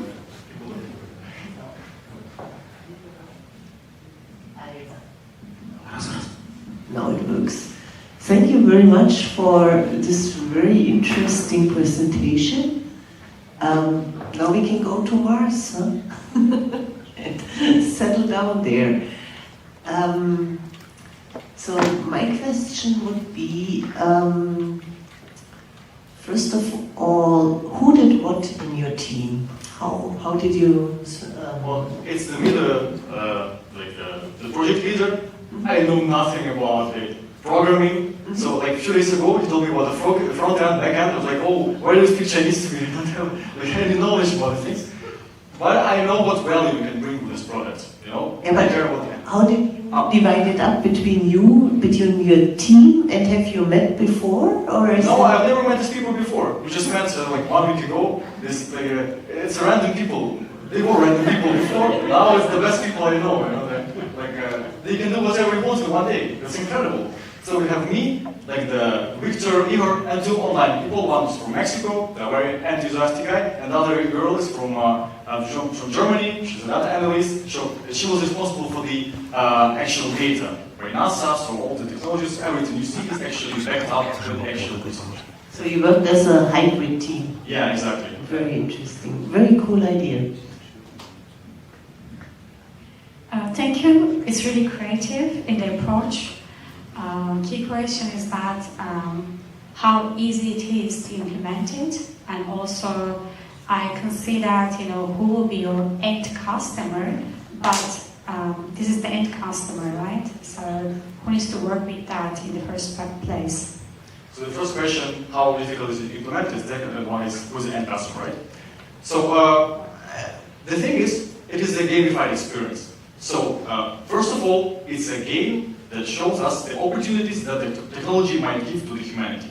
So it's not, it's as difficult as any game, I would say. It requires the finance, it requires the people who work, but in general, it's just a work process. It's nothing difficult, nothing actually that we cannot do. The second question with the end user, well, as we're really inspired by the modular building technology, the end user are the investors, the space enthusiasts, people who want to invest in the space program like SpaceX, NASA, the people who search for the solutions for the colonization of Mars and the Mars missions. It's the core end user. There are also people, they also want to have an experience. Okay, thank you.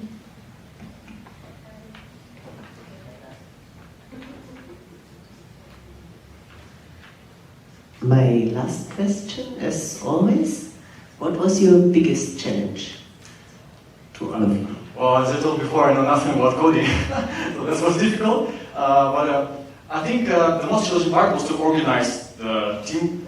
With, all of them, they're very different people, with different fields of study, different fields of interest. So the challenge was to gather them around one common idea. And also we worked with the people who are from different time zones, so we're an intercontinental team. So one part of the team was working in a day, the other part of the night, we work with the seed and with the Mexican guys that are in US, or in US time zones. Okay, thank you. Very interesting. Very interesting, yeah.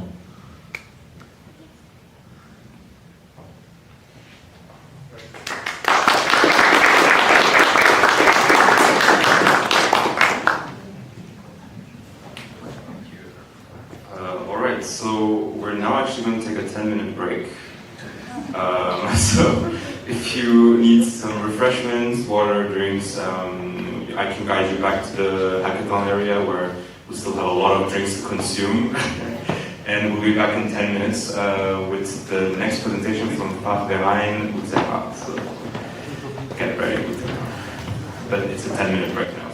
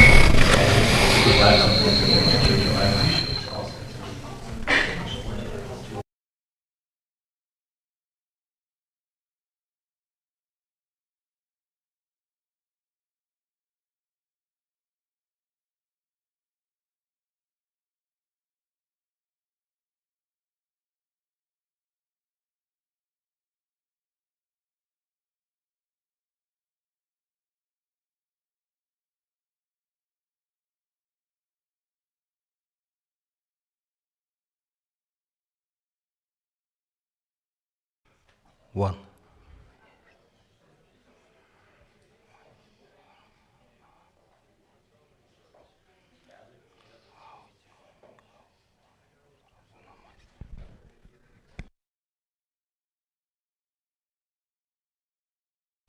Raz.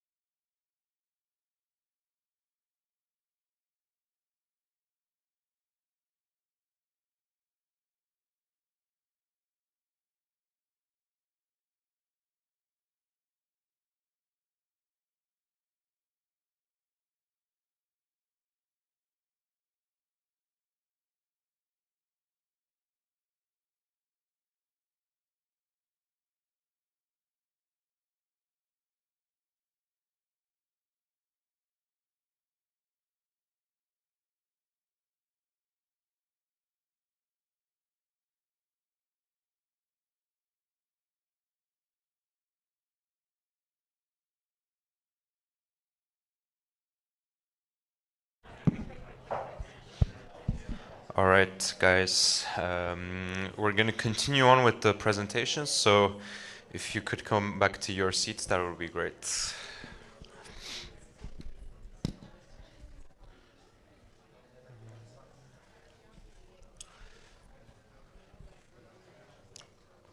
All right.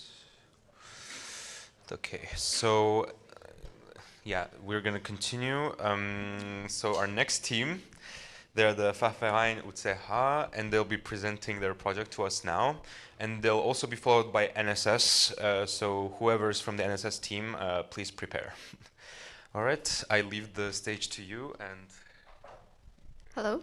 Yep. imagine you are in mountains in Switzerland, doing some hike, and there's a really nice day, and then you have a rock falling nearby you. And then you got the idea like, oh, if I knew that, I would never go there, right? Probably you heard already about the Blatten that happened. And imagine you are a foreigner tourist who come into Blatten because it's extremely beautiful. And then at 28th of May that happens, and you don't read Swiss-German news and you don't know what's going on. And it would be really bad because also one person's got missing. And it was one tourist who didn't know about that. So if you use our app beforehand, when you plan your trip to Switzerland to hike, you would probably know the places that are pretty dangerous or safe for your hike a few days before. It's our Swiss Mountain Risk Monitor platform where you can search every village nearby the mountains. There's a lot of them actually.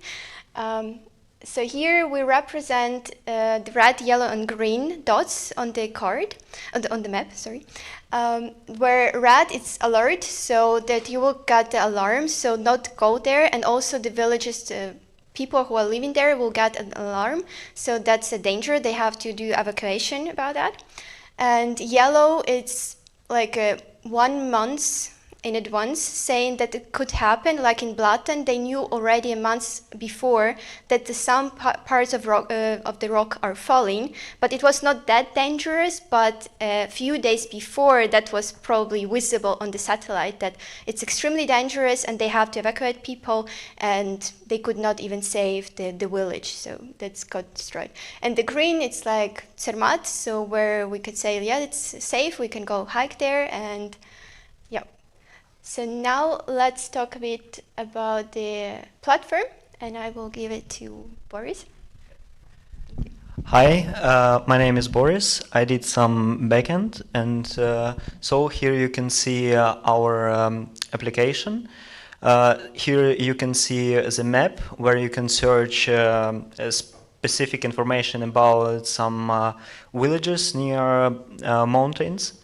And as you can see, here we have safe, so green. And here you can also see the image. It's like this image was taken by some satellite 5 days ago, I think. It was 2nd of this month. And yes, so we take all data from satellite, and as you can see here, it was happened what Julia said. It was happened, and it was really bad. It was really huge rockfall. And after that, you can have a photo comparison. So you can see the difference, how it was changed by years or months or even some days.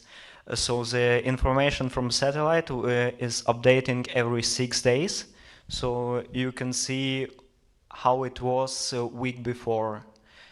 And yes, we have also did some animation, and with it was so it takes some pictures from satellite, and it shows you like some animation, so you can see it in how it was changed, and it can really help by planning your walking in mountains or something. Yeah, so all users are locals, all people, not just government. Like we know that there is a program from ETH, they're making that for the government, but we want to insert that for all locals, every person can use it. So they will see just the map here, they will search for the village. It would be really nice if we could explore that for the entire world, probably. And they can search and plan safe trips and hikes everywhere. So now I would like also to tell about the AI that we insert here, so how that works actually. So basically what we do, we get a lot of images from the satellites, and we already did that. And then we compare two dates and see the change in the geometry of the surface. And what we then have to do is, because there's a lot of change always, we have to distinguish between good change and bad change. And based on that, we do an evaluation of the risk of this area. Yes.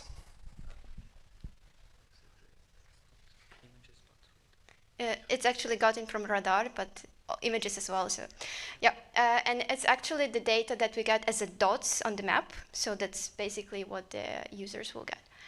And yeah, so that was developed by our team. So Fachverein Physik der Universität Zurich. Ich bin Julia, Teamlead, and here's Mike and Boris, who were also working and developing this web app. Thank you.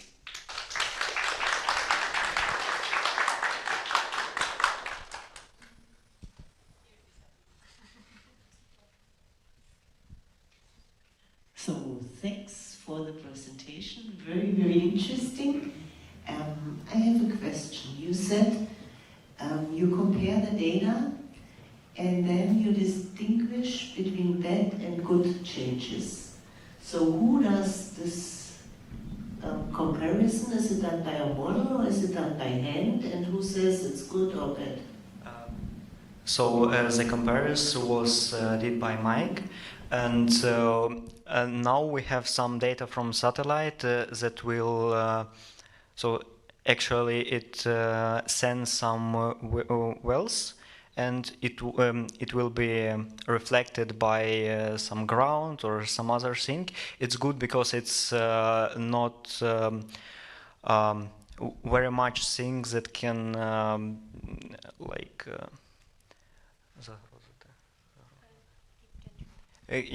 give a danger for these wells, and yes, mostly we can now see how change the snow and ice, because it mostly reflect all of so wells from a radar, and yes, it can be improved by taking wells of other lengths, and yeah, we have some plans for that for later, for future.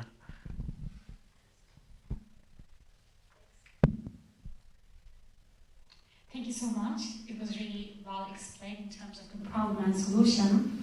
My question will be, what was your biggest challenge in solution development? I guess time and also AI, because we never use that in that, like not at the class, but also for the programming. So yeah, I guess with the timing, if we could had like, I don't know, 1 week or so, we would make it like a good app then. Thank you. Yeah, thank you very much. So have you, or will you maybe also consider involving weather data instead? Can you repeat this? Whether you have or will consider weather data in your application. So currently it's only satellite imagery based. We have already considered it. So the satellites and data we are used, we take photos with less than 20% cloudy, like for better images. But for radar, it's gives not a big change between this, because wells with these lengths which were used take images of ground and changes of ground, but not from changes from clouds. So it's not really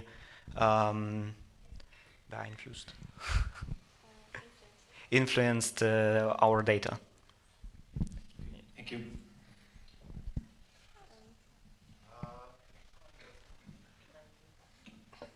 I saw that your application is running on a local host. First question would be, which language do you use? And second, do you consider to publish it directly, or to use hosting? Yes, so we used Python for that, and we used some libraries for that to make local host and so make it easier to develop, because our focus was on data and of some images what we can get from the radar and from satellite. But in the future, it's possible to make some server where we can so run this server worldwide. And we have also, as you saw, we have also an application form where you can apply some data about changes locally. So if you are in this place and you see some movements or something, you can instantly say that here is dangerous, because satellite sends data every 6 days, and we can predict it in like 1 week before or something, but we cannot react instantly. So yes, it would be possible in in future. Thank you.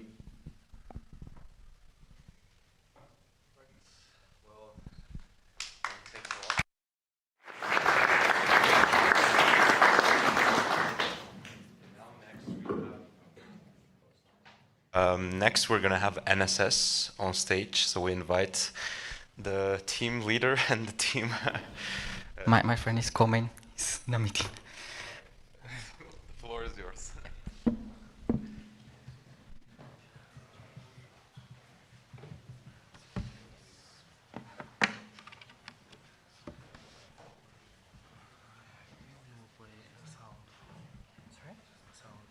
I know how. Yes, I need it. Change audio device to Blackmagic. Blackmagic. And the display resolution, if not 4K, 1080, yes? 10? Display resolution, which goes here, 1080.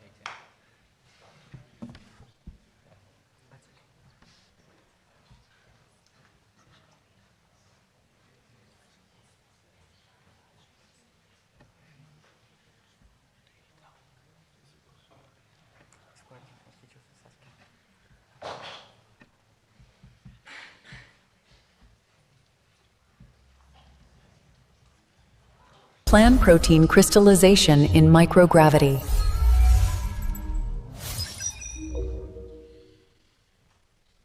So, nice to meet you. My name is Jose, and my other partner, teammate, is Martin. He was here yesterday, but he's coming today also. We call NSS the project because it's like AWS, Amazon Web Services, but NSS, NASA Space Services. This is a global challenge that is on the Space Apps Challenges that is commercializing the low orbit, that is LEO.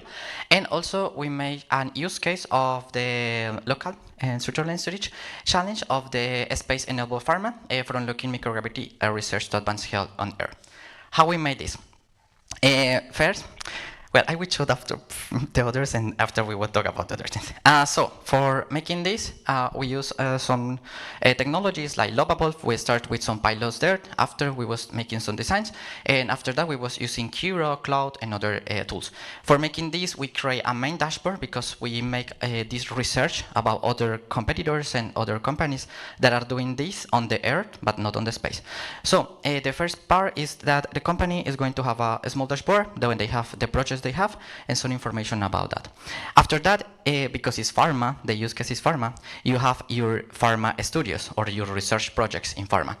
And after that, you can start making like different use of protocols, for example, protein crystallization and others, and you can make a small digital twin. Why we are creating this model here? Because we want when our customer or the customer of the NASA use the platform, they first create a solution that has better accuracy to be success and not just send things to the orbit because they want to test. No. Then we create a small digital twin, like for example, Omniverse on NVIDIA, but here a small It's little 3D thing. And you can run your digital twin research, and then you can get some insights. Then you are going to deploy the best one, not everything you are just researching. And for that, we provide a different data hub. We connect to different sources for medical research, like Google Scholar and others. And you can not only make your pilots. We want you to connect with others. Then you can connect with the government, you can connect with US researchers, with MIT and so on, because maybe you can work together. And also this can work for procurement to make contracts with the entity and that kind of thing. So after that, using the data hub, you have to connect your APIs and blah, blah, blah. But we want to make it easy for everyone. So we create a small UI with 11 labs. Then you can text to speech, you can say speech, or speech to text. So if you say, for example, design a protein crystallization experiment. How I do this here? Maybe I'm new in the platform. The AI can help you. See? So this is a small UI for that. And the sustainable and compliance, this is for the global challenge. And also for locally, because we are in Europe also. There is a big problem with something that they call debris tracking, because after you deploy something to the orbit, normally these things go there, but you cannot get back. Then you have to take care about the sustainability, impact, CO2, and these kind of things. So we here want to test first that you are compliant.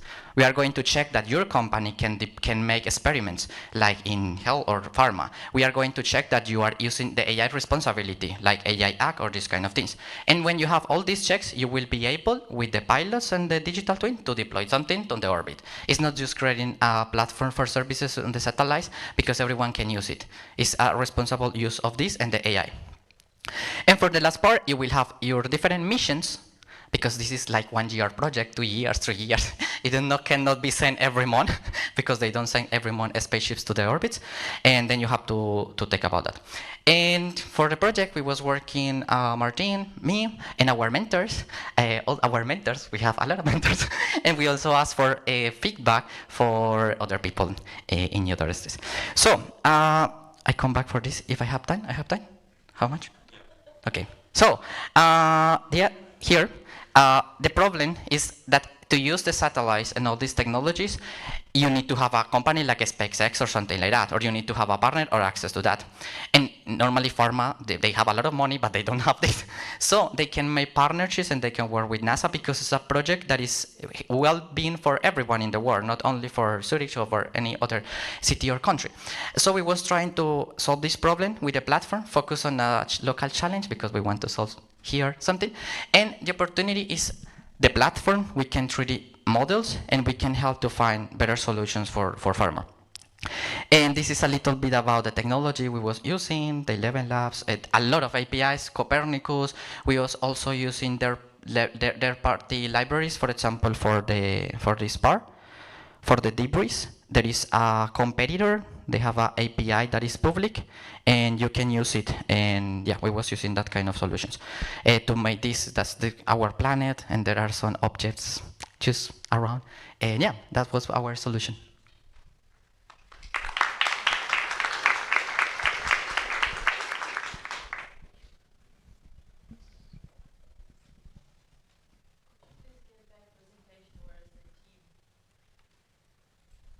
And my dentist.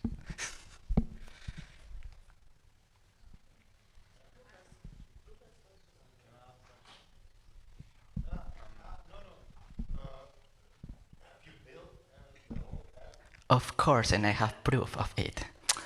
Here are our repositories. Here is Kiro. We are using AWS Kiro with the last agent, with the last model for a cloud, Sonnet 4.5. For the starting, we create like 6 kind of repositories to use AWS agent core for the agents, to use the backend with Rust. I love Rust. I don't like so much Python, but agents only can be built in Python because GCP, Google, and AWS work like that. But yeah, and we was using Nest.js, and yeah, we have like that. And we are trying to deploy it with the domain, but I will see if we can finish before 23 something. That is the deadline for send to the Space Challenge Global.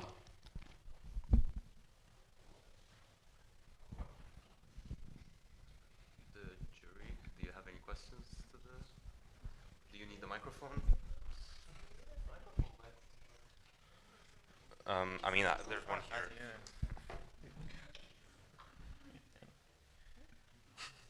Okay. Sorry. Can you show us a little how you integrated the APIs you talked about, like the data and so on, in the code? So give me a second, and I will show you here.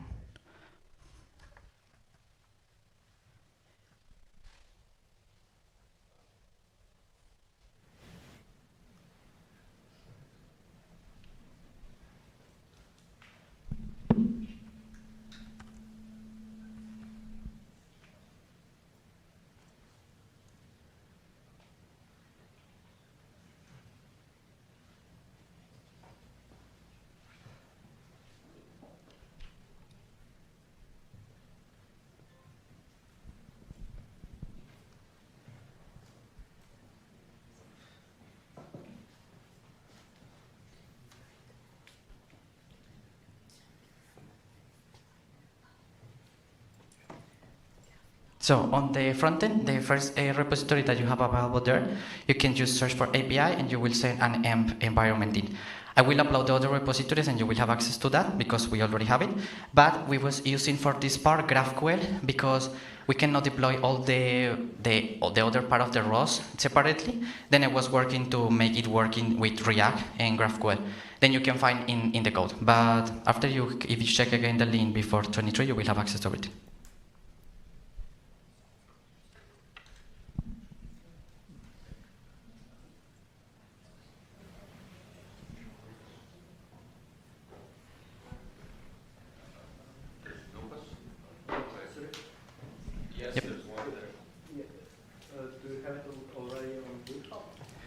We just published one of the repos because I was working here. They asked to the repos, and I'm going to upload the others. But if you go to the challenge in our team, let me show. In the project, we send this presentation. That is this one. And here, when you go after, you will have the presentation for the video. Then you can see the video. Just have to click here. It's public. And also after, sorry, look in the link of the presentation. Let's see if it's working here. Yeah. Perfect. So on the Space App Challenge in our team, you will have. Let me check here. Yeah, no. So you have which technologies we are using, why AI, what the AI Act, we explain everything. And you have this link is to this slide. And after the thing, you have the NSS video. Then you can go and see the video of the demo of the video is 2.4 minutes. And after you have also the link, I create an organization. And this organization have inside the repositories. Before 23, we are going to public also the others and make everything there. Then we can win. Yeah. And that is my email. Yeah.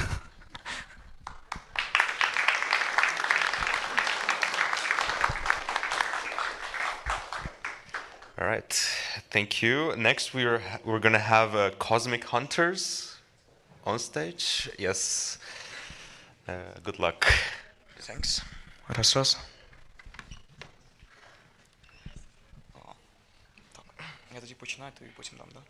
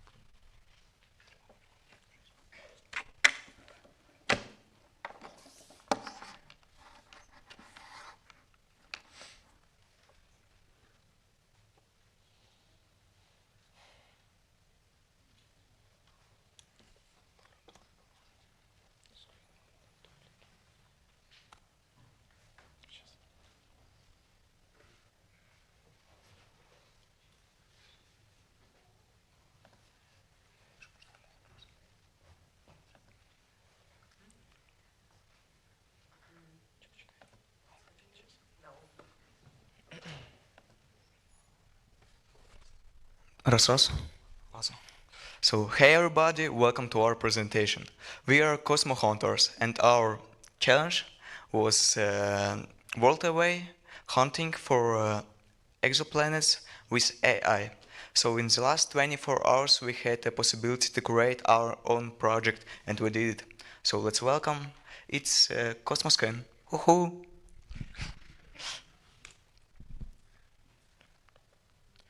So what have we done? We've done a solution, but solution to a which problem? The problem was that NASA scientists have been trying or have been saving a long time a lot of data from satellite to find new exoplanets, planets outside our solar system. And to tackle that, or the problem was that it's so much data that they wouldn't spend so much time approving the whole data manually, so it could take, I don't know, decades. So we wanted to tackle this problem, and we've created our solution. And the solution was to create a problem with ML models that would help NASA scientists to speed up identifying new exoplanets. And for that, we've created our own ML model, which was proved in our tests to have accuracy 98% and an easy to use interface. And between them, we've created a web interface, so ML model and web interface could communicate between themselves. And now Daniel will explain how our normal use case look like. Yes, so firstly the user uploads a CSV file with the data from a satellite. Then this data goes to the backend and goes to machine learning model. There it will be processed, and the machine learning model will make prediction. Then it returns file back with answers actually if this data is exoplanet or not. And user can download this file and take a look on it manually already. And now let's take a look how does it work with the web interface. We have a small video here. That's this use case. And then we have a file uploader here. We click, choose the CSV file with the data set, upload it, and then here we see it instantly that we get a response. But if we had a huge amount of data, then it will take probably a while. Yes. Now we go to the next part. So, and here I could explain what we actually used to implement this idea. And for front, we've used React with TypeScript, using Tailwind to create components. Then to deploy it, we've used Docker with images and Google Cloud as as a server. And for backend, we used Python to create the server again, and ML, and we've used such libraries such as FastAPI for endpoints, Pandas for data pipeline, and Scalelearn for ML learning and ML algorithm. And by the way, we've used random forest if somebody is interested what algorithm we've used. Yes, and now the most important part, questions. Does somebody have any questions?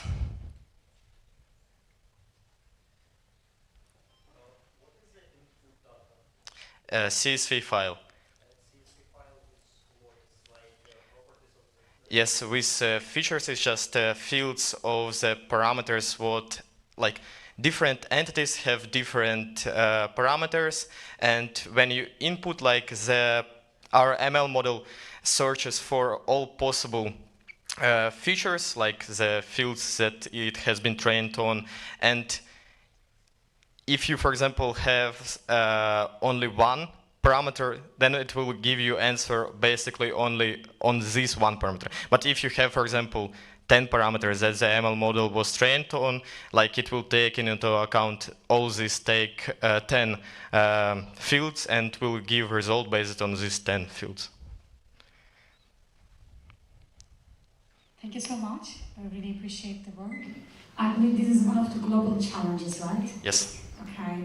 And what was the main challenge for you while running this solution? So the main challenge was, probably you see on our faces, we are still young and we don't have any expertise in data science, so while developing we had also to learn new things and it had slowed our progress. Yes. If you would have more time, what would you make better, or where would you go on in development? We would probably scale the machine learning model to be able to proceed with more data and from different satellites, because now it's working with data from Kepler, and we don't really know what will happen if we load the data with another structure. So we would like to improve the model to cover more satellite data. And then different inputs also.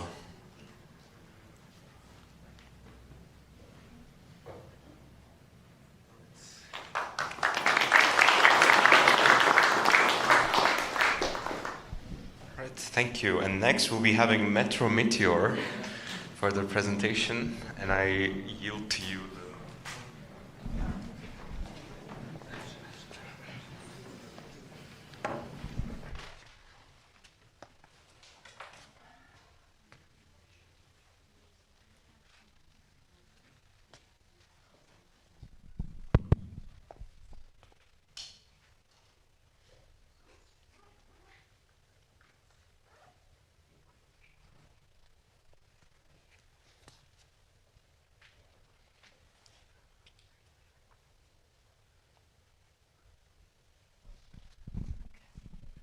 All right, hi, we're MeteoMatics. We were working on challenge number 7, a local challenge number 7, a smarter urban planning and navigation for Zurich. We created FestUp, which is a festival navigation app.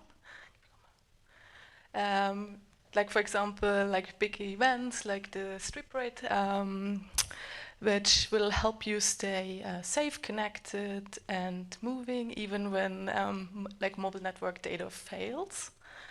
Right. So the biggest challenges that you have there is like you can't find your friends; they get lost, right? You can't, or you really need to go to the bathroom, but the queues are like endless. So, and also the lines are unpredictable, and like in case of emergencies, people don't know where they actually have to go. So here's our solution. No. Wait. For the feature, the details are here, and then I will show the navigation tool. And when you need to find a friend, you can click on the button on the bottom left, and he will recognize your friend and show you where is the path to reach him. When you need to find the bathroom, you will have color coding icons that show you the long wait or short wait, so the waiting time. So you can choose also to reach maybe a faraway bathroom which have a waiting list that is far short. And the last one is the reach. And usually when you need to go to, when you have an emergency, you really want to go there fast, but the shortest way does not equal always the fastest way. So it will help you avoid the crowded area and reach the emergency area as soon as possible. This is the app. You can show all the events in Zurich right now, and we will focus on the street parade.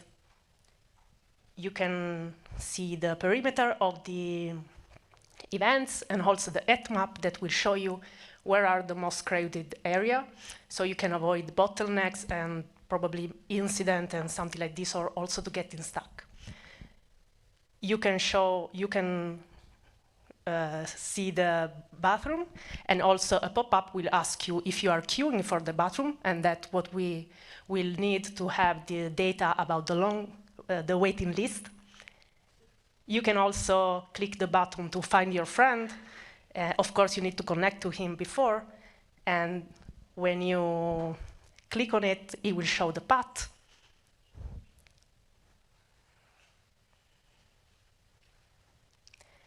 And if you have an emergency, you click on the button and it will show the fastest way to reach to the emergency area. It will help you to avoid the crowded area that also are shown in the heat maps.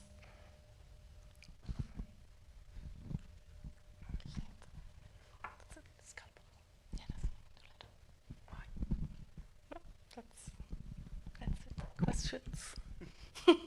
And here we are.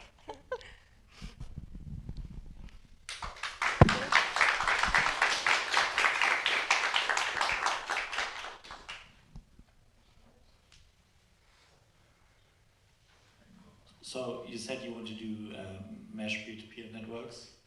Yes. I worked on that for a while. Awesome.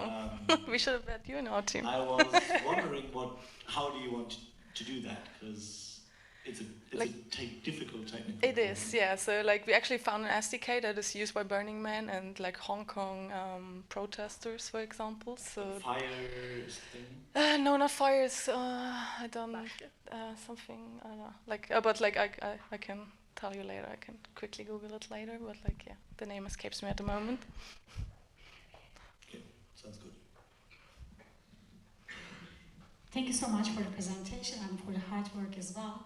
So, I mean, with the festivals, you know, there are really dynamic things, especially the queue or evacuation in case, you know, emergency happens. So, how accurate is your solution? How often is the data being updated? So data-wise, we actually had a huge problem. There's like only spotty data if there's any data available at all. So at the moment, we were actually mocking it because we didn't really have anything that we could use. But in future, we would like to also work on a dashboard for city planners actually, so that they can look at historical data and recent trends. And then actually before they plan the event, that they can have a look like which routes would make the most sense. Also from my side, congratulations, very cool idea. Thank you. I have a question, how do you avoid, especially in these big events, you don't have connection usually? Exactly, so that's the thing with the, so it will be like peer-to-peer data like with Bluetooth, so that you can find your friend again, and like again with the, you get the pop-ups that they can tell you that you're in the crowd, and then you get the real-time data with that. Okay, thanks. Thank you. Oh my God.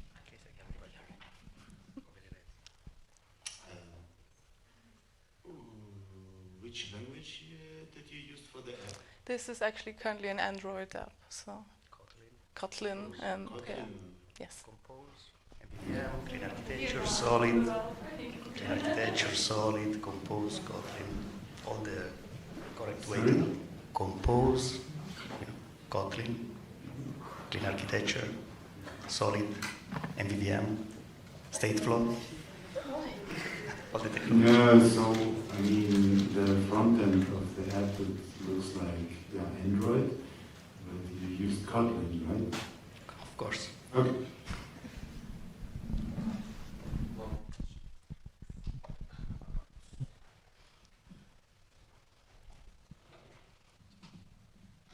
In case you want to solve the problem of the network, we have a problem the same in Ukraine because we don't have internet. We have a pilot with drones to detect the drones, and we was talking about using the satellites and using private network between them.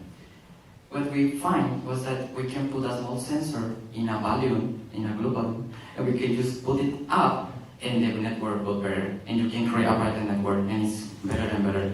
It's a small thing, and it's also not expensive. For example, now in Ukraine, for this kind of drones or getting sensors, we have to spend less than 300 euros to make the test. Because if the volume of the sensor goes down, we lose the money. Then that's why it's cheaper and it's something that works. You maybe can do it after that and you can create a network. Because in the event, they can put the volumes or something like that with the sensors and you can create a better network and it can work better because of the internet. A lot of people get bugs. But you can create a private network just for the event. Awesome. See, I knew I loved you when I saw you the first time.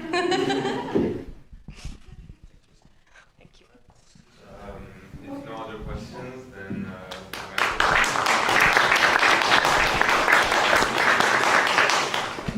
next we have Zurich Nova.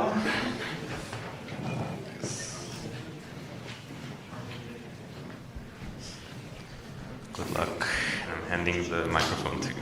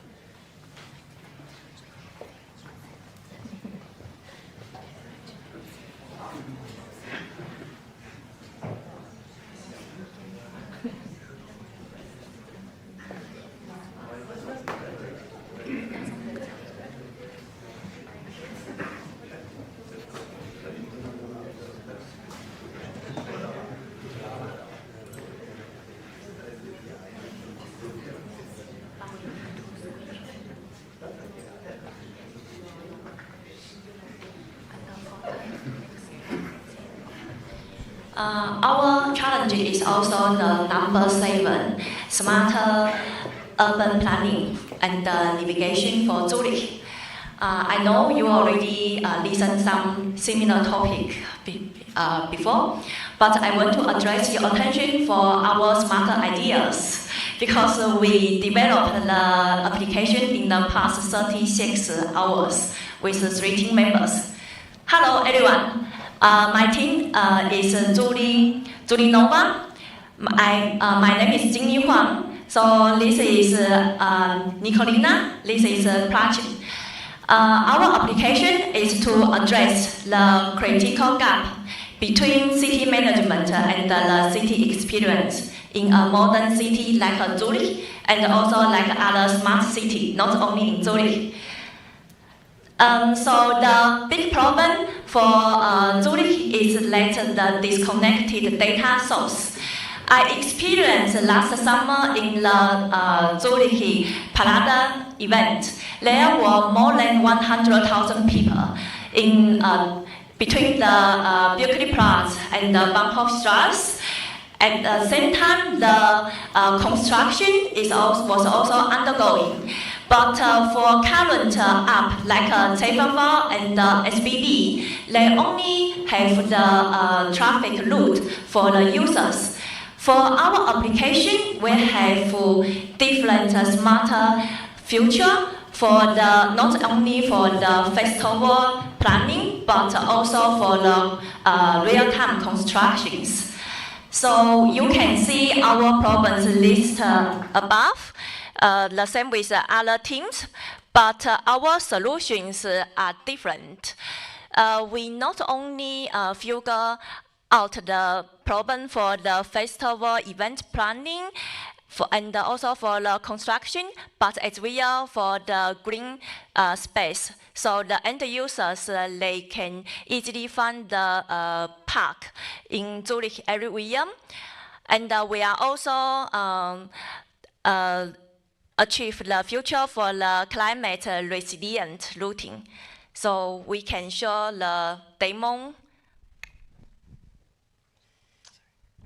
Sorry, just for some more information for our end users group. So we address 2 different end user groups. So one is for the tourists, which are not familiar with the Zurich Stadt, so they really need the map to guide to navigate the route to the event location, and as well as for the local person, like the Swiss citizens, they are fed up with the Zurich traffic and the constructions under the event.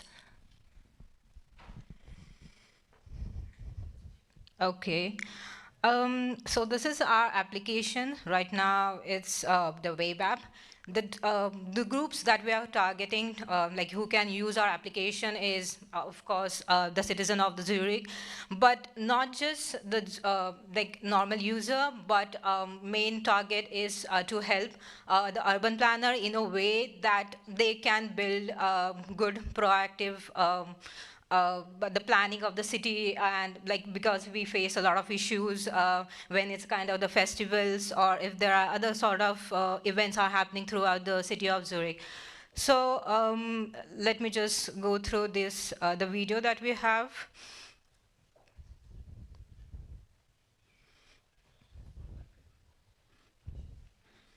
Okay.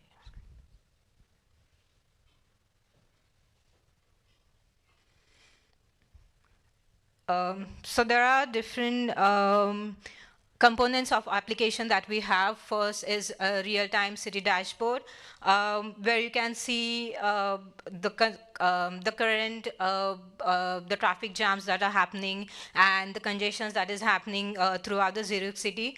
The data we are consuming here is not just the Zurich data. There are some data from the NASA or like the geospatial data that we would say. And in some part, we have also simulated data because the city data that we are getting from the Zurich is not fully can be used here because the data is kind of redundant. They are publishing the data every 15 minutes, but there are some lags in the data and which can be directly used here. So that's the main purpose going for the simulation. Then we have the scenario simulation, green space equity, and through the application, you can see it here. This is the main dashboard. First, when you launch it, you'll see there are the map legends. You can see the public transport delays, pedestrian risk. Public transport delay talks about like if you have the trams, trains, stops, whatever it is, if you're seeing the latency more than 30 minutes or like how the region is so much crowded or how it's less crowded, you can see through the dashboard. Then the pedestrian risk, this is the main reason which can help, to urban planner because there are some intersections where the construction is going on and you can't directly rely on this pedestrian pass. You may need to, develop the new pedestrian pass. So this talks about how critical evaluation needed in that particular region or the city, if I have to say. Then the route adherence, if the trams or the trains are getting so much delayed. So what are the reasons behind it? Maybe there is a congestion or like some accidents could have happened. So this is through the dashboard, the urban planner can see what are the main issues that we are facing in terms of the city planning. Also on the left side, you can see we have the urban mentor. It's kind of, it's the background, we are using the Swiss Apertis model, which is kind of taking the real-time data and helping kind of urban planner to, what sort of action I should take into consideration to also, maybe you can see the top 5-point delay hotspots in terms of the Hoffenhof that you have. Next part, on the dashboard, if you see, scenario simulation tool. Now this is the main tool which will help the urban planner because there are tools like the QGIS. I don't know, like most of the people might know this, but they used to, plan out the building structures, or they have to put up the new routes or the train stops, or if there is any new construction they want to build. So these are the applications that they have to build. Here we kind of giving an user to urban planner an access. They can plot the designated area where they can put up the new construction, and how impactful it's going to be is through the impact assessment report that we are generating, because you can't just put up the new building. We have to consider other natural factors at the same time, or other rules and regulations that has to be followed from the government. Then it's kind of space gaze, green space equity analysis, where the urban planner can see what are the green spaces available nearby, and we can, build a new parks, or how can we contribute to building the new spaces or the green spaces around the same, or how we can improve the locality for the residents of the Zurich. Also, we have the environmental hazard planning. So in this case, we know in the winter there are a lot of the snow gets clogged on the roads, and there are a lot of like landslides risk are happening. So through the dashboard, this is kind of a simulation that we did, not the real data, but through this also the urban planner can see if I have to build a new road or something like that, I can do through it. This is just from the perspective of the urban planner. We have the portal for the citizens as well. So we have to take into consideration, of course, the public, how they can access the portal. So in terms of the events, we can see the current events that are happening in the city. And then, okay, just a second.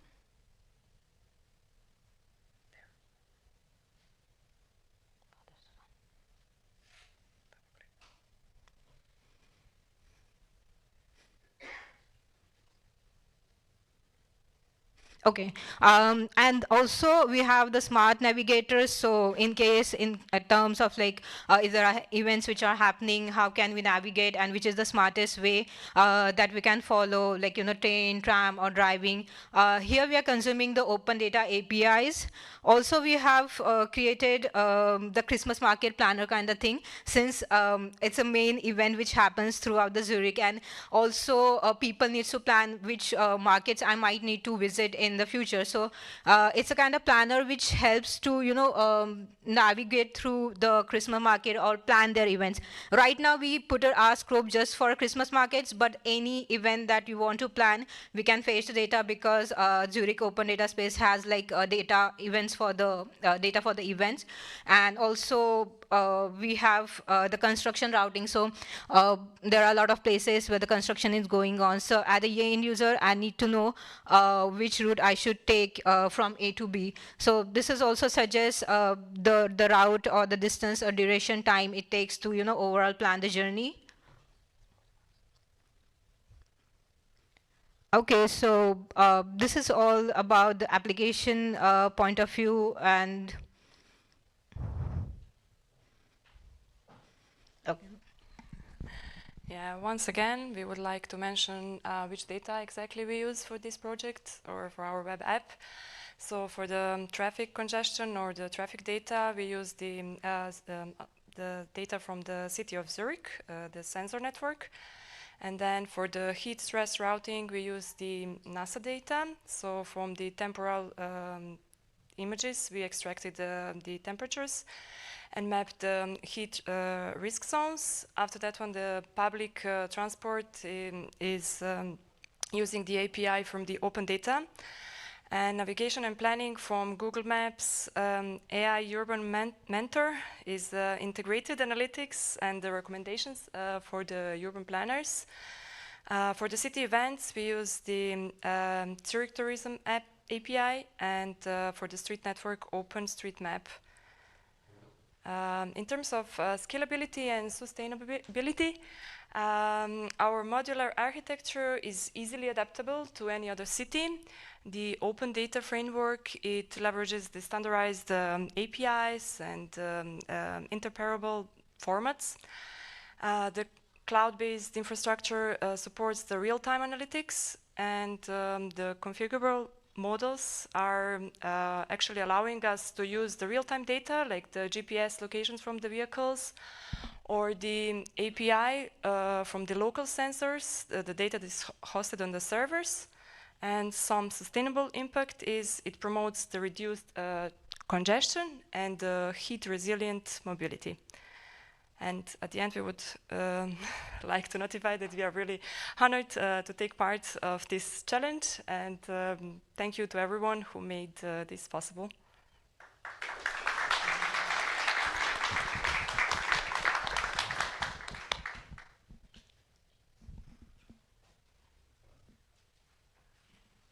Thank you so much for the presentation and also the hard work as well. From my side, the question is, what is the key strength of your solution? And also, from your perspective, what is actually the opportunity for further improvement in your solution? Right now, our main target was the urban planner, and when it's about like a building a city or creating the new constructions in terms of livability of the user, there are different factors come into factor that urban planner needs to think about it. This is kind of, we say, is a POV or the initial proof of concept. There are a lot of things to do. We are not consuming right now satellite imagery data, which can be crucial in the future as well, because there is a live congestion going on, which can be tracked through the satellite imagery. The data that we have, it's not totally reliable because there are so many lags, which are because it's the sensor data at the end, and of course the sensor doesn't work all the time throughout the city. So relying on only just one data source, it's not a good idea. So maybe from the sensor data or from the camera data or the satellite imagery, we can extend this application to the new level. Of course, the deployment we haven't done yet so far. So there are chances, to improve the further also in terms of the UI experience. It's not that up to the mark, I would say, because maybe you can use it through the application point of view. It can be better. So I would say there are so many things up to the mark that needs to be done in this case.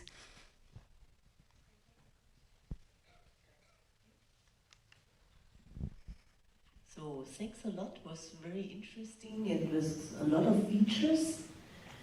I have one question. Have you looked if there's a competitor? Did you look it up if there's a competitor who does something similar?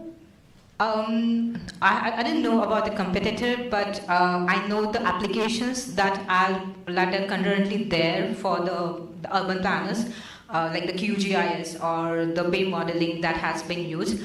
But one thing which lags is like they are not introducing the AI modeling concept. So when you are about to build some new buildings or the new architecture, you need to also take into the consideration the rules and regulations which are there in the local city. Also, the budget planning is one of the constraints here. Maybe it's not, I don't know if it was there in the video or not, but we also have an AI mentor which talks about how can you, plan particular construction or the new building by taking into consideration the local laws. Also, how much budget we need to consider while building the new prototype. So these are the things we can think of it in the future. Yeah, thank you. Thank you.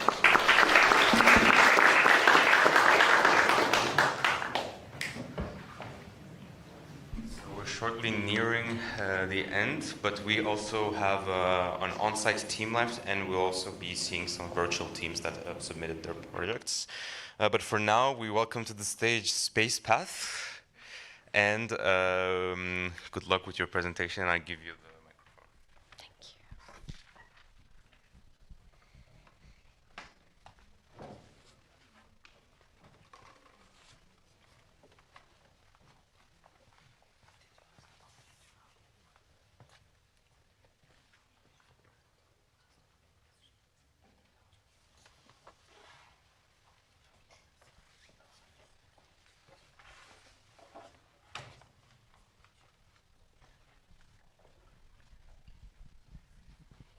So, bio breakthroughs.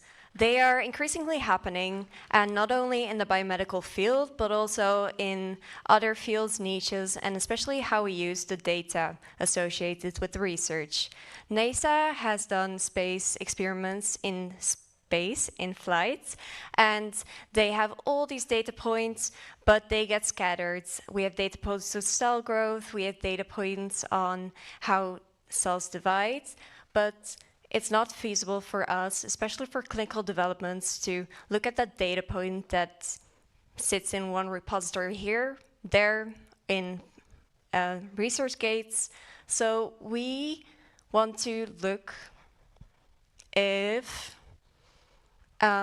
we start at the clinical trial. So there's one question for the clinical trials, which is how can we switch the molecular switch in order to get the process or the disease to exhibit less growth or other things. So if we look at the clinical trials, especially phase 2 and phase 3, 80% of them fail. And as you can see, just one repository alone or one database alone generates over 100,000 searches for only one specific protein. So we combine those in-space research and terrestrial research and clinical studies, and we merge them into one. And that is our solution. That is SpacePath. So all of them piles of biodata, we link them together, and we get our application. So next we will look at the solution. So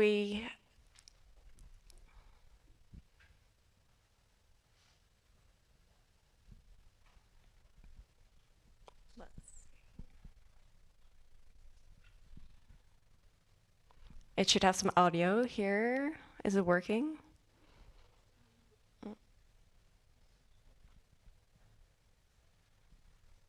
It's not playing. Yes, it's just loading. Okay. Okay, maybe let me start it again. No. Volume here was volume maybe what here is volume. To the left, to the left, to the left with the cursor. Slider. Slider. Yeah, the video is Here. You have to change. Yeah. okay. It was working even 5 minutes before, but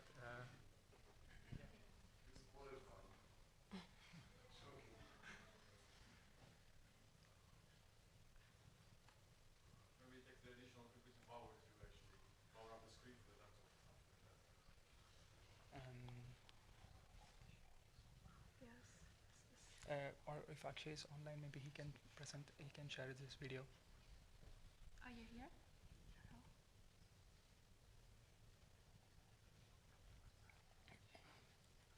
Yes. He can do it. Let him do it. I can't hear him. So it's He can share his screen. Yes.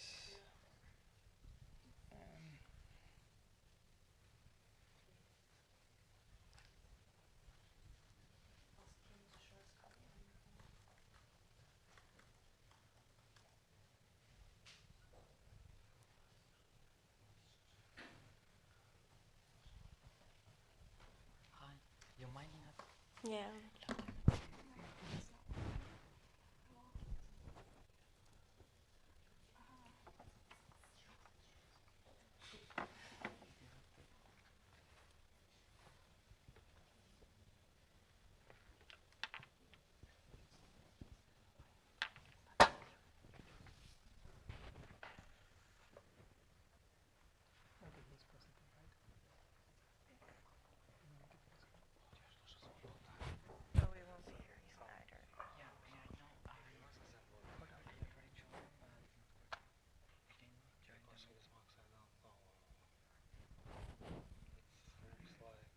What happened? Device is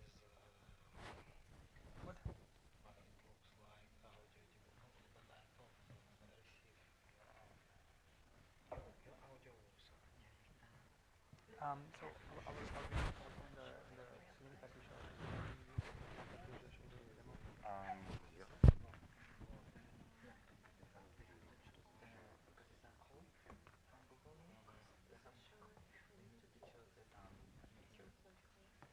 Why doesn't it? Because you have to choose from the code exactly what you want. But we also have the video, it's not showing this way. Okay. We have to download the video. Can you just go to the download the video? Just go to the download the video.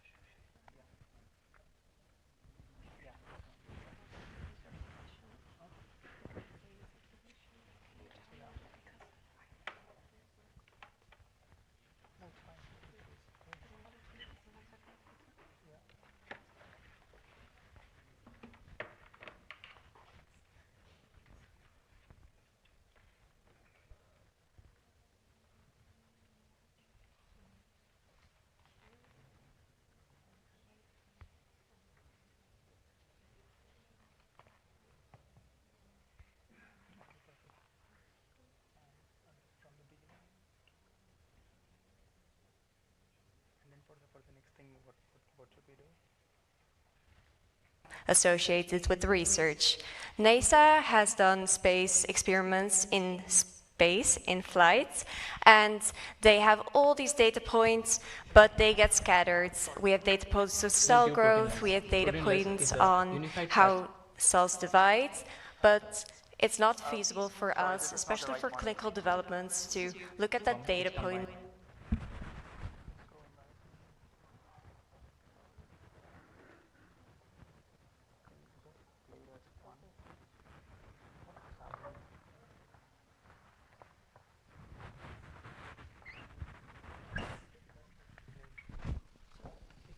This is not the audio flow.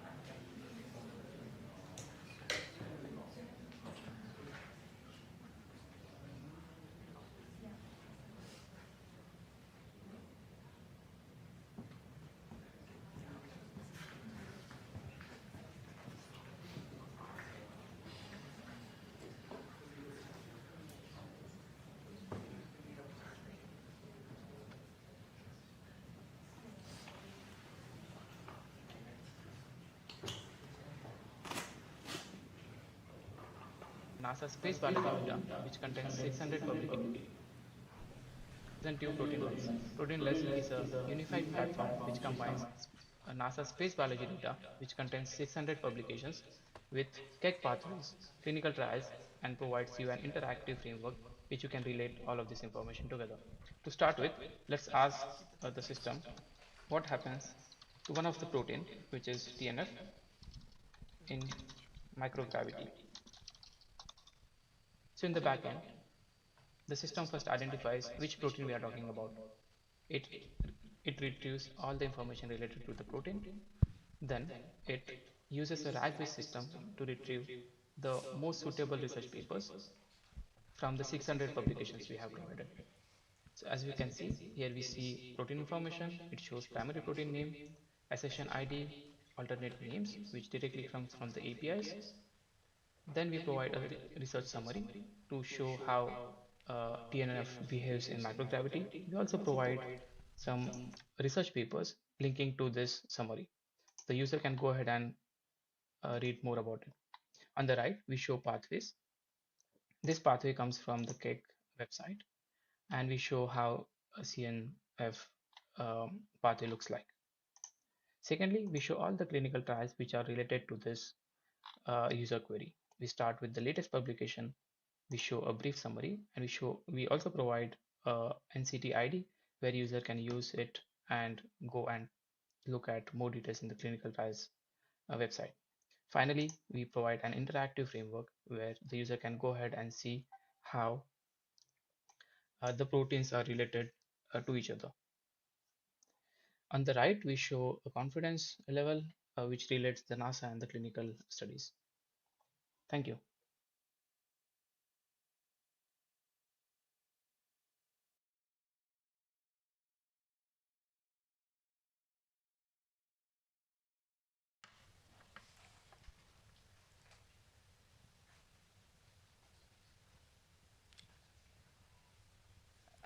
Anyways, so the thing is that okay. So how this works is we are using the first user in query was being processed by GPT-4. So our base model uses only GPT-4 mainly for all of these things. So I may be using MedLlama here and yeah, all the other LLMs. But the base model uses GPT-4. This is what you also saw in the demo. But the MedLlama we also tried, but it is like utterly slow in processing because yeah, it's a fine-tuned model specifically for the biomedical research. So we also tried that. It's slow only for that purpose. So we didn't use that for our demo. So after this user inquiry, there comes the literature retrieval part. So we are using twofold LLM for that. So SBERT and then MS Macro from Microsoft, and then the first one was from Hugging Face, and then the MedLlama is is specifically for the biomedical research. And after we extract all these information from the different from the different sites. So we are going to give this input to 3 different type of websites. So there is one called Keg. It's a very common website in the biomedical research. So it contains all the different type of protein. Like there are thousands of protein structures, and that website contains all of this information. And then the clinical trial page contains all the papers that are being the research work that's going on in the medical side. And the knowledge graph part. So it's like, it's not just we are reading all these papers and showing that, okay, so this is how the protein behaves in space. It's not just that. So we are also giving the proof that, okay, this data, so whatever we are showing in whatever prediction we are doing, so we want to prove that, okay, this is coming from a certain data. So so that the user can know that it's not hallucinating, which is really important in medical research. The next one. Yeah, so finally, now thank you, and I'm really sorry for the mess that happened. Yeah, so what we do is that, shortly, we help the pharma researchers to save their time and money, which 2 things that are very valuable. And money in the sense we are talking billions of dollars when it comes to clinical trials. So this is what we are trying to solve, and this is our amazing team, and we thank our great mentor. Without him, this solution wouldn't have arrived this stage, I guess. So thank you, and once again, apologies for the mess.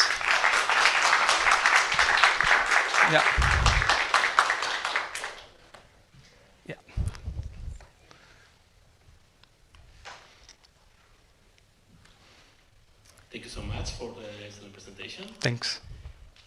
First, one small question, like, what was your experience of working with medical data, and what do you think is the challenge to apply this kind of AI on the computer that is like so critical to have? Yes. So the main challenge is that, well, more than me. So the thing is, every day there are papers being published in this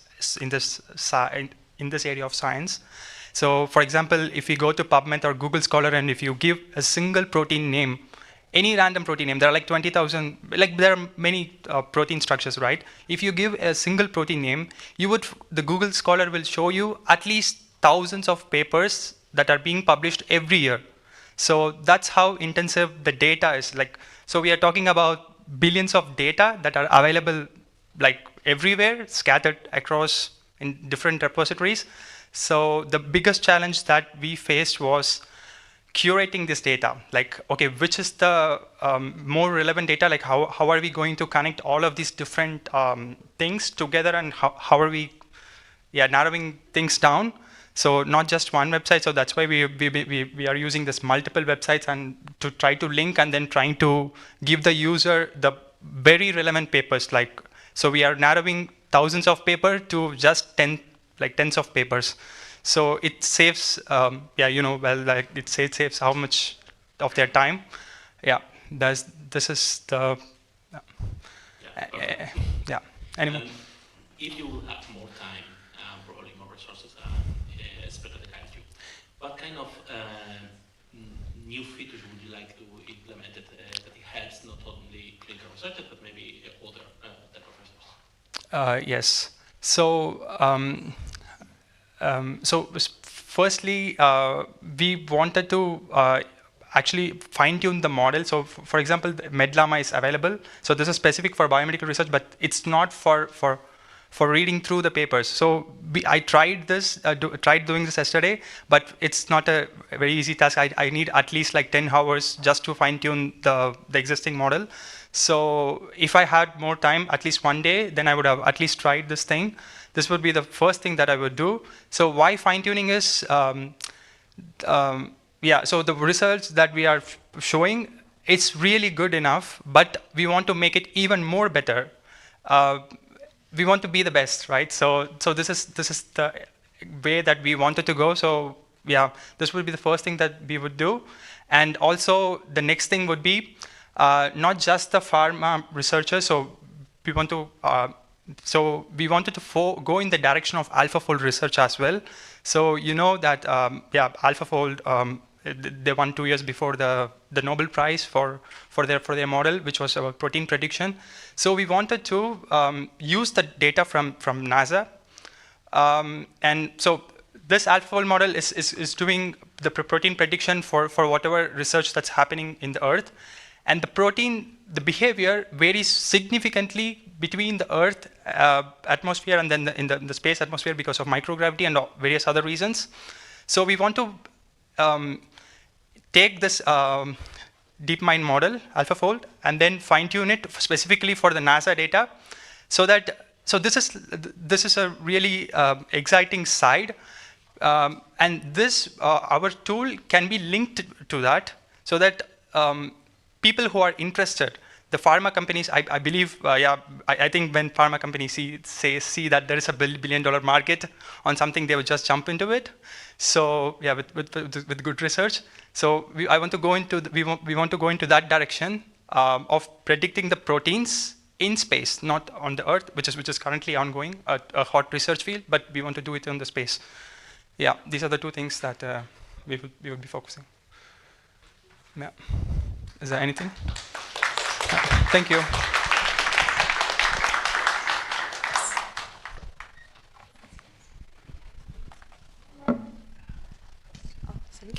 And now we want to give opportunity to pitch their project to another team. Welcome on stage. And after that, we have only 2 teams left who virtually.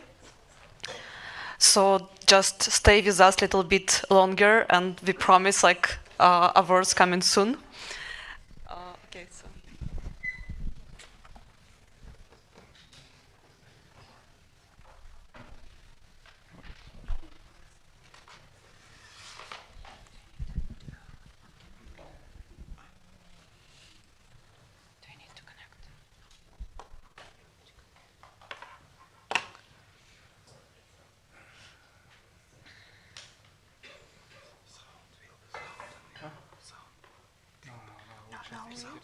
Yes.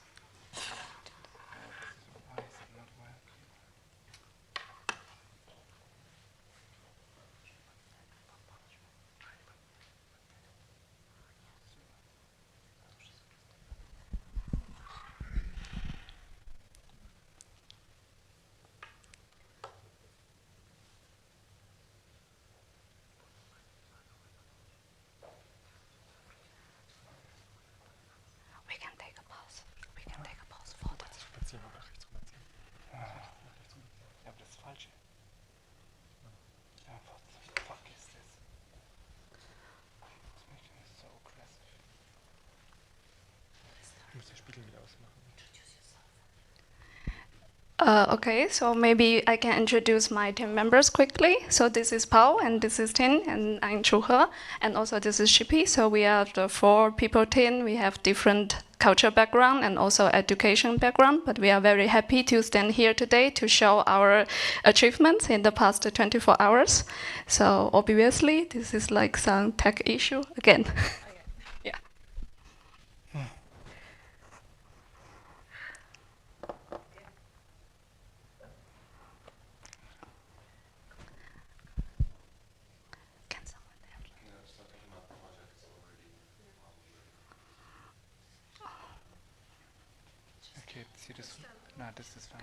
Okay, so our challenge is actually phase 2, the food supply chain in the.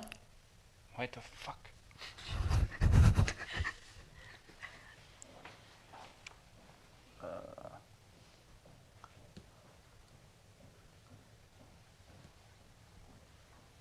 Go on.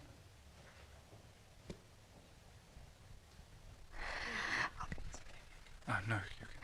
Okay, so our challenge is about the climate smart supply chain, and we focus on the challenge in Switzerland. So we imagine this today with climate change, our food depends on the long and fridge trend. So NASA started a challenge to use the space data to protect our food.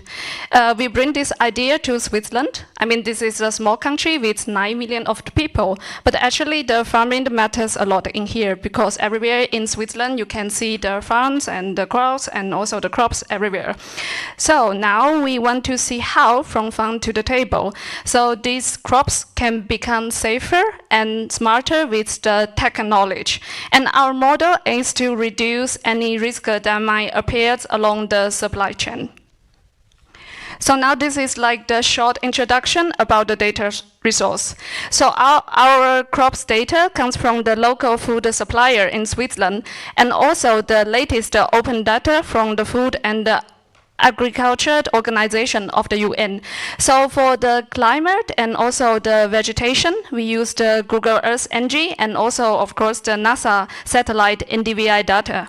We combine these different sources and use the simple but reasonable mathematics and physics models to match and distribute such large data set. So this helps us to see how the climate change affects the crops and also estimate the yield more accurately. So throughout our project, we try to use as much as the real-world data and also the official data as possible, as much as possible. So because we want to use the real database to solve our real problems.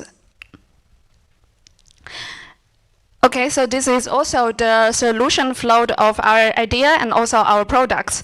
So our solution flow is simple and powerful. So we combine the key inputs like, for example, the meteor-based weather and also the crop survey and also the NASA satellite evaluation data and also the NDVI data for as the index of the crops.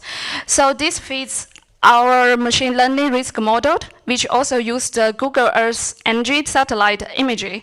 So the backend process this leverages OpenAI and delivers actionable insights via the friend-eyed dashboard and the map. We turn the raw data into the decision fastly.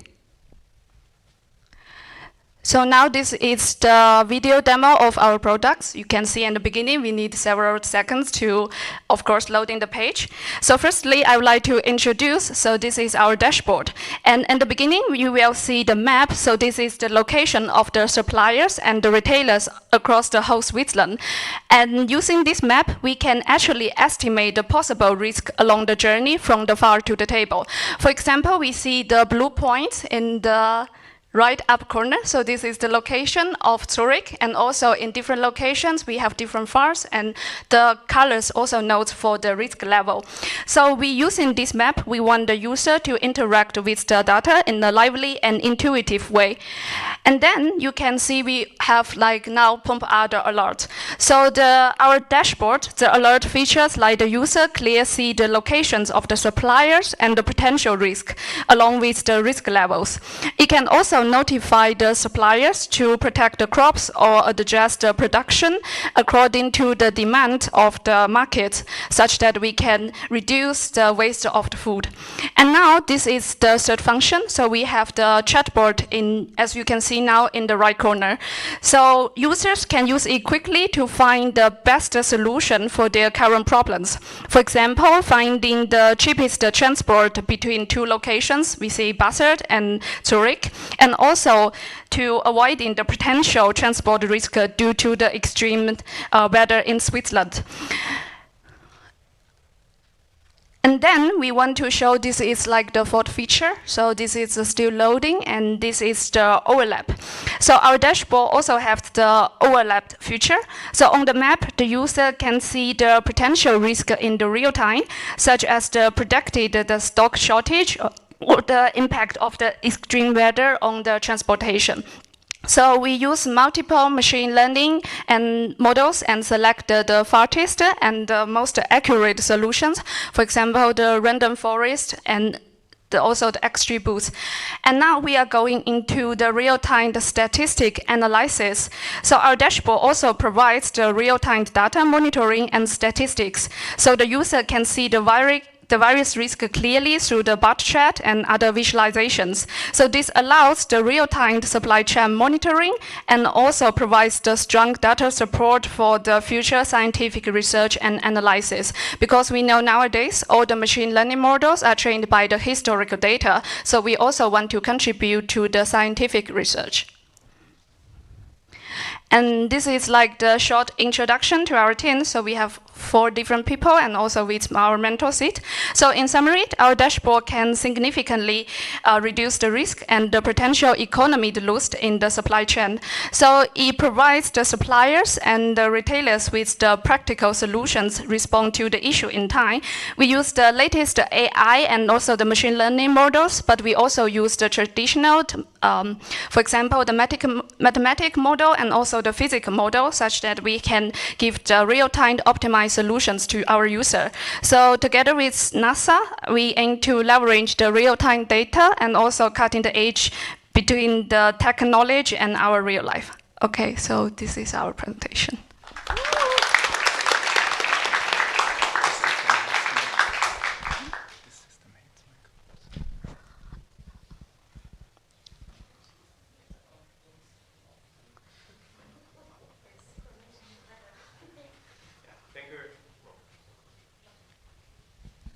Thank you very much for the presentation.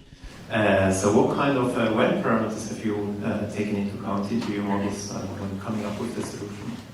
Can you repeat the questions? What kind of weather parameters? So like precipitation, things like that. I mean, what have you taken into account?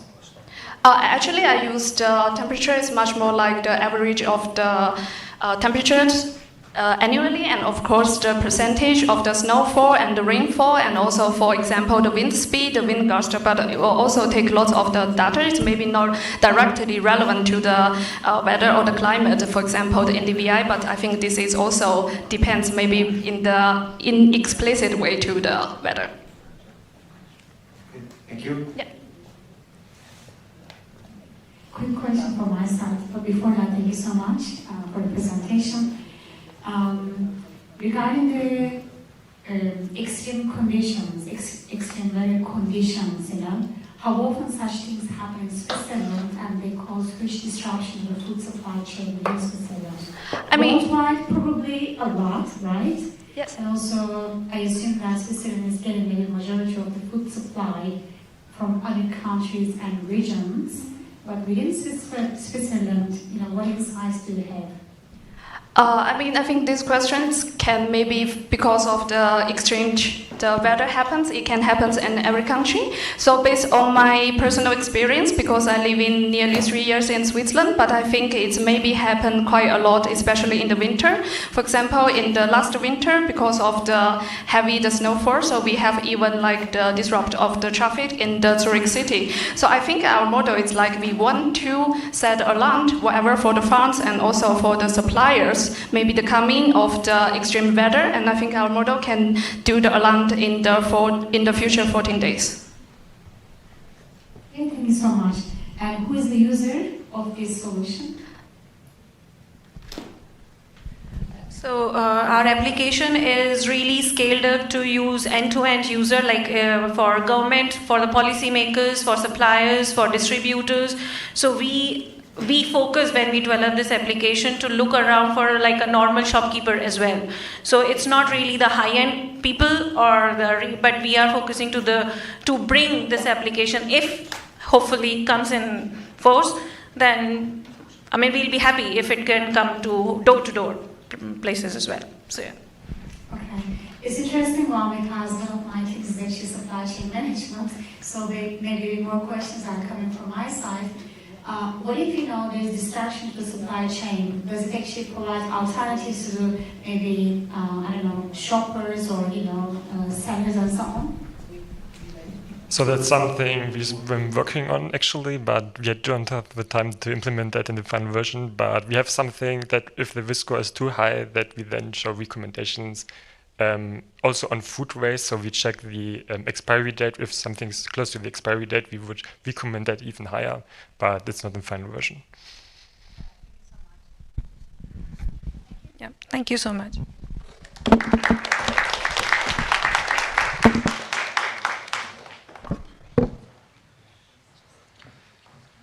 All right, and now finally we'll get to discover our virtual presentations, starting first with the SCR Guardians. Yes.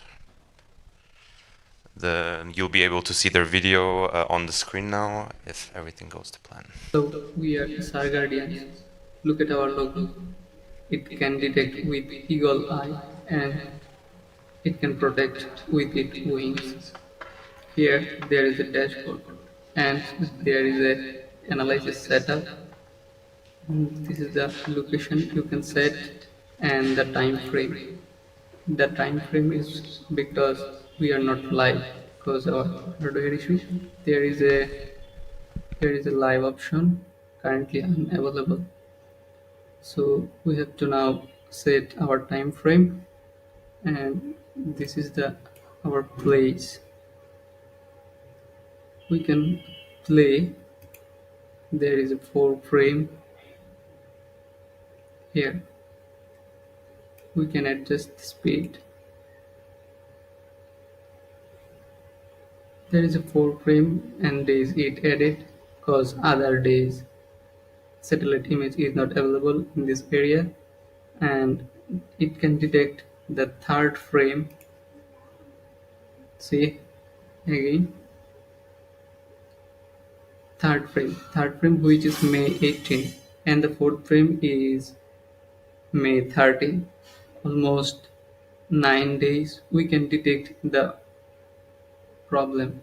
See here, first frame there is nothing, second frame there is nothing, third frame May 18 there is a, and the collapse will May 13.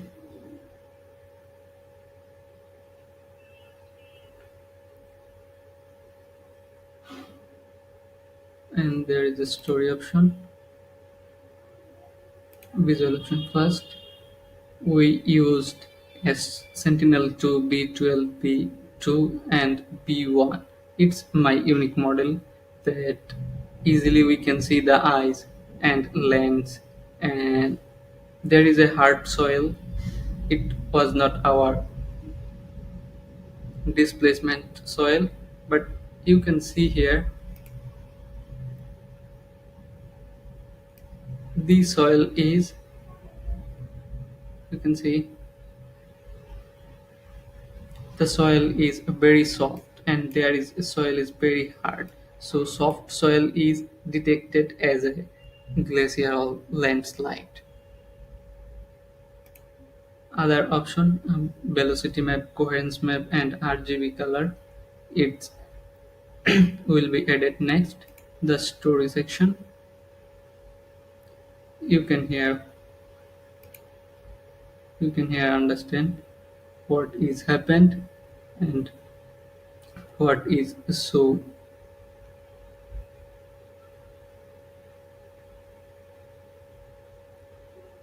Here is a collapse. You can see this. And the early warning signal. Early warning signal. It's May 18. Just wait.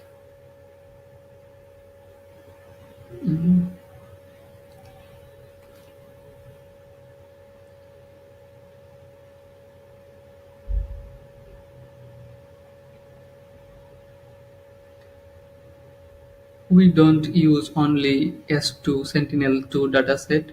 We used Sentinel-2 and Sentinel-1. Sentinel-1 is added background and we choose the Sentinel-2 for our visualization.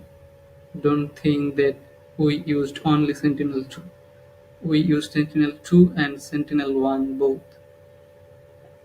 And coherence and velocity map coherence is also from SLC. So on May 18th, this is our place. This is our place on May 18th. It almost 9 days ago. And the collapse date you can see.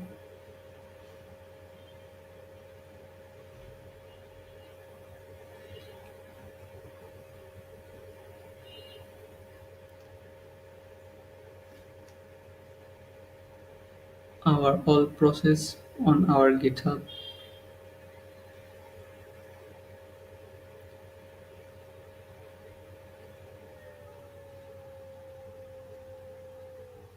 If you want, you can check it out. Just wait and see how the difference is occurred.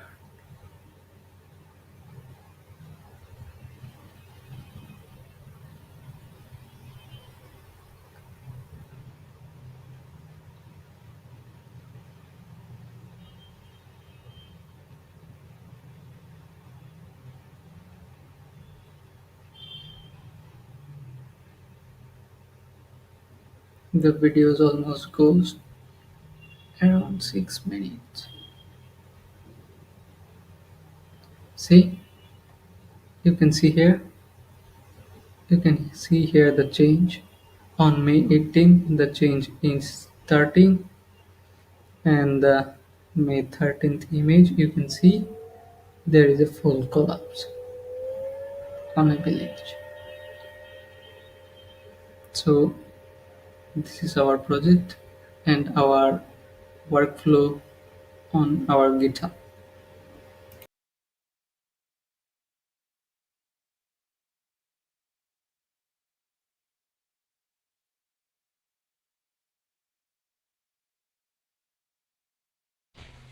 Right. Well, for obvious reasons, the juries can't really ask questions. However, if you have any questions, you're more than welcome to contact him. I think he might still be online. But we finally have one more presentation by Solvion, who wasn't actually an online team, but actually one of their team members could come here in the end. So he's going to give you the presentation in person. So I am giving you the microphone, and here you go. Thank you.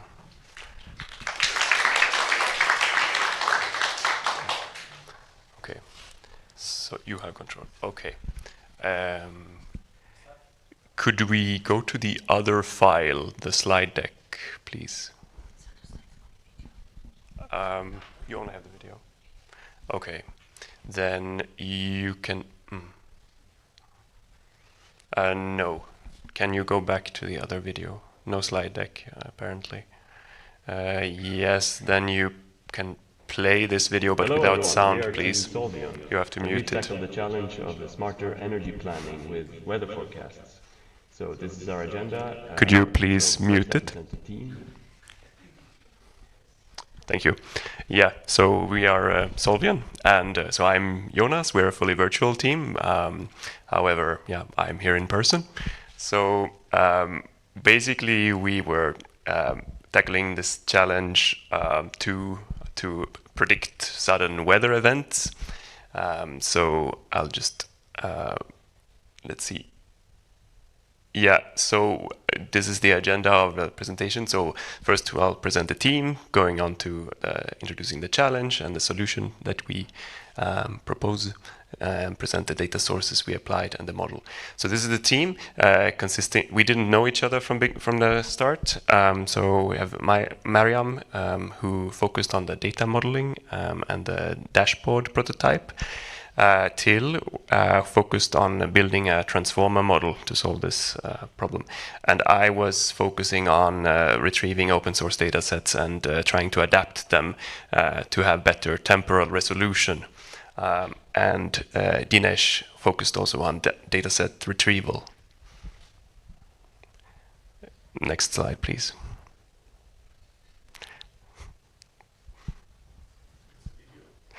It is a video. Yes.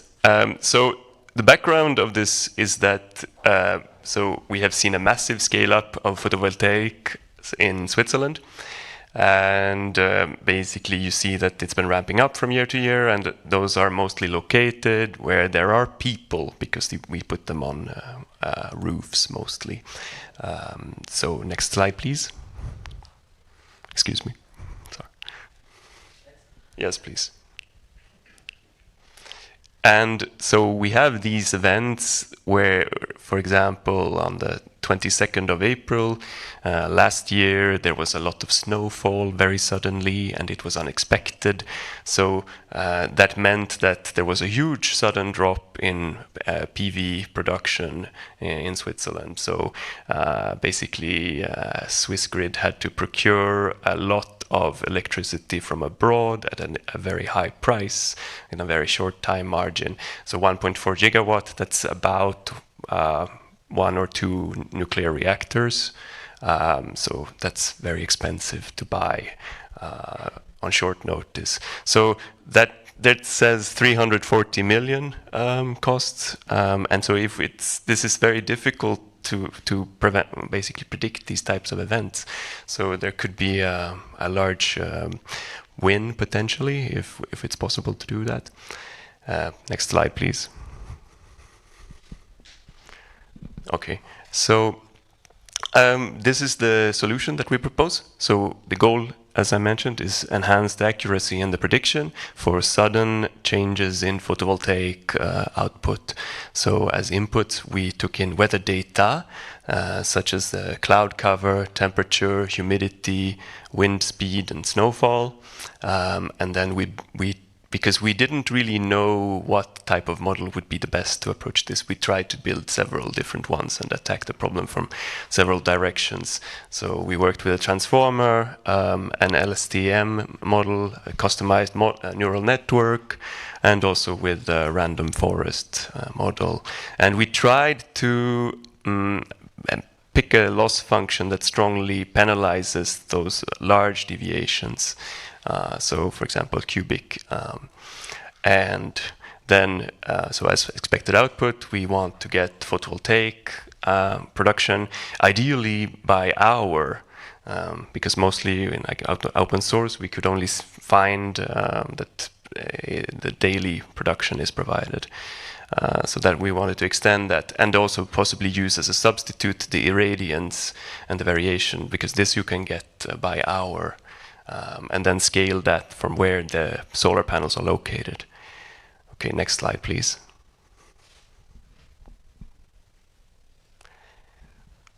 Yes, so we used data from the ERA 5 and also from MeteoMatics and for the weather data, and we also used our world in data for solar photovoltaic capacity. So now you can play the video from the next slide, please. Yes, with sound, please. We'll take over from here and explain the models that we've used in this project. Hello, I'm Mariam. I present here the data modeling results and dashboard. This slide compares the 3 approaches we tested for estimating daily PV production. The simple model uses daily aggregated weather and predicts PV production. The MLP adds short-term hourly sequences, but doesn't capture time dynamics well. The LSTM, we learned from sequences of previous hours, achieves the best results with the lowest MIE and highest R-squared. This shows that modeling temporal dependencies is crucial for accurate PV estimation. Or MLP and LSTM uses weak supervision, meaning that it uses previous hourly weather data to predict hourly PV production. Then we sum these PV for all hours of day to get daily production estimate. Here is a comparison between the 3 models. As you see, LSTM achieves the lowest error. And also this slide shows how our LSTM weekly supervised model performed on the test set. We trained the model on 80% of 2017 data, January to early October, and tested on the last 20%, October to December. The top plot compares the predict vs actual daily PV. Most points follow the diagonal, showing good alignment. The bottom plot shows daily trends over time. The model tracks the ups and downs for PV production quite well. Overall, the LSTM captures temporal patterns and provides reasonable accuracy using only daily PV total for training. Finally, we created an interactive dashboard with Streamlit where the user can specify region and calendar, and the model predicts the daily PV production and energy consumption for that calendar day. So to summarize, our team achieved the retrieval of critical weather data that we used to train a variety of time series models, and we tested them for sudden photovoltaic production changes. We also built a prototype dashboard to visualize these results. As an outlook, we would spend more time on training of the models and evaluating them more thoroughly, as well as testing for the inclusion of additional weathered parameters. We would also train and test additional models, including the transformer model that we worked on, and look into if we can improve temporal resolution to catch these sudden phenomena better.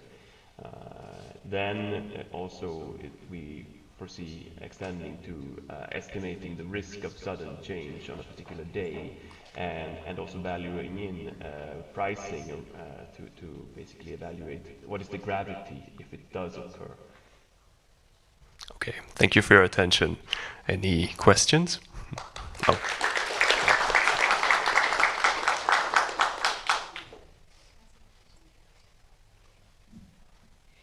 Thank you so much. First of all, thanks for coming here. It's a very interesting solution, and 2 days ago I actually met a startup addressing very similar solution. And one of the things actually the accuracy of the forecast. So how do you ensure that the accuracy of your weather forecast is actually quite high? Yeah, I would say that from this limited time we had, it's difficult to get a very high accuracy. So we evaluated these different models and showed some first results. But of course, we could see that like we need a lot more data and a lot more training time to get something that one can really deploy and rely on. I'd say, yeah. Okay, and also we have not seen your team. I mean, we were here in the last 2 days with the on-site teams, and we managed to observe how the teams are working. As you were working online, how was the team dynamics? How did it work? You mentioned that everyone met it for the first time, right, during this project. How did it work, to do the project online? Yeah, I mean, we did have some mentoring, which was helpful from Roman, and we had some with a certain cadence. We had meetings, and we also had a little coordination deck where we allocated the tasks and so on. So somehow it worked out. Now some tasks were more modularizable, sort of. They could be inserted into the sort of main framework. So yeah, that's how we organized ourselves, and it worked.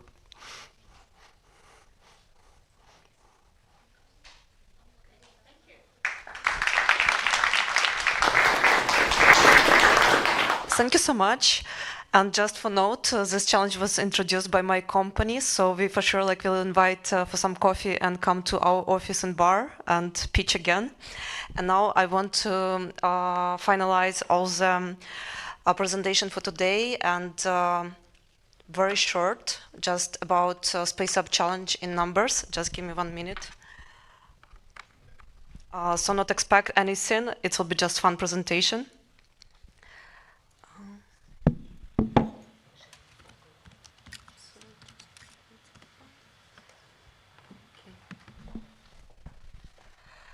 So I would love just to give a little bit introduction about how the Space Up Challenge started for everyone who joined for the Hello, first everyone. time. We are Team Solving.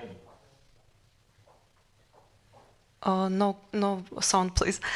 So it's like part of the global challenge happening like the same weekend. So you can select any location, but I'm very grateful for everyone who come to the Zurich, because you choose from many like event, many like location, and you choose us. So we very appreciate it.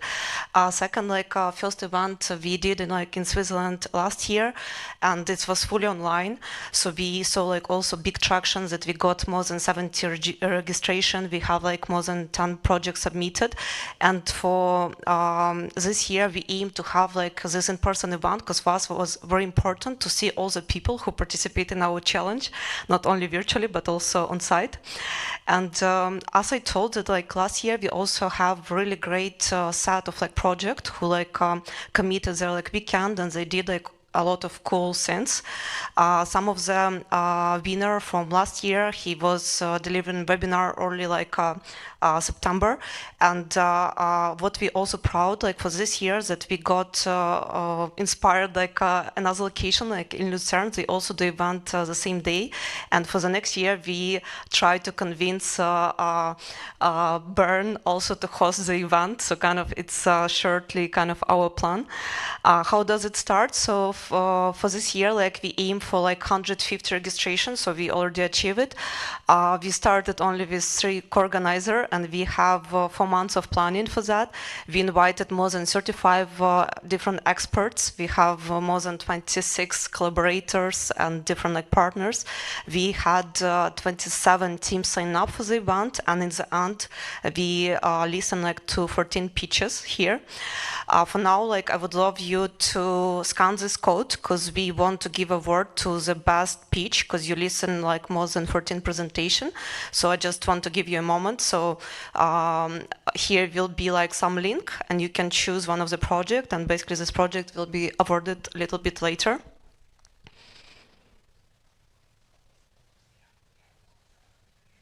So just choose one which kind of take your heart, and you consider kind of the best from the pitches today. So, okay, a couple of more seconds for everyone to scan. Only one. And also do not vote for yourself, okay? If anyone needs like a reminder of what a project was, just say it, and like that project member can explain. Yeah. Okay. Yeah. So okay, so I go to the next slide, like last second, everyone's gone. So let's go first, let's introduce ourselves, because we not really have a chance. So my name is Tamara. Me and Yulia, we started with this online hackathon last year, and I was super happy when Alper just messaged me like 4 months ago and said like, I want to join like the team, let's team up and then do something cool. And I say for sure yes, because we all volunteers, so we officially not even register as association. And you know, like in Switzerland, it's kind of, you're crazy if you organize such event without being represented as kind of legal entity.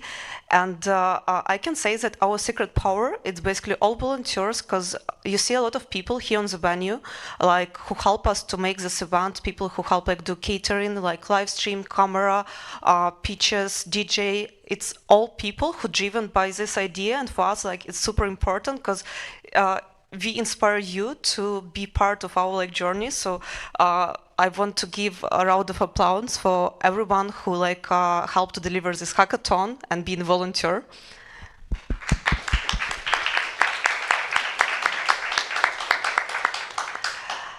Second, also want to mention like Evgenia. She was on the venue today, but she unfortunately left.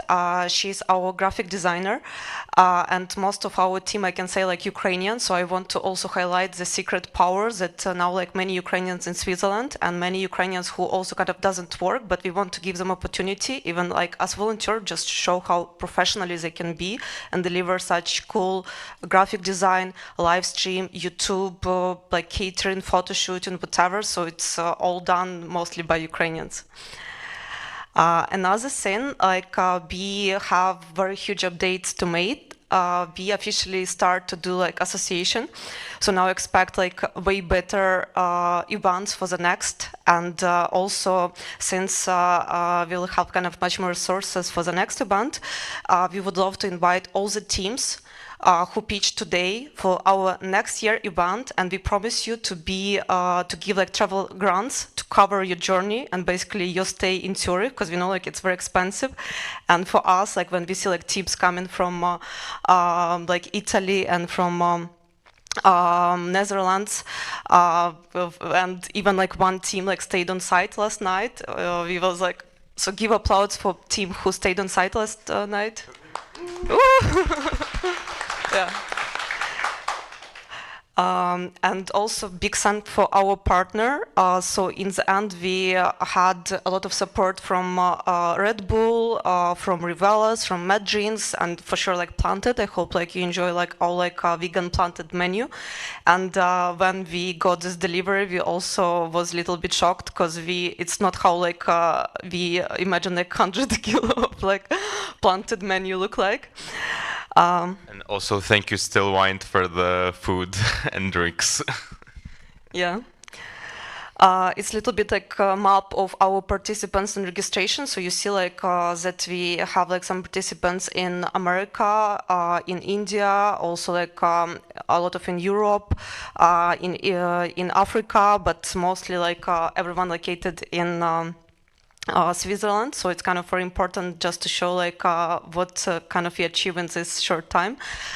We want to give applause to our like experts, team mentors and judges who present with us today. So please.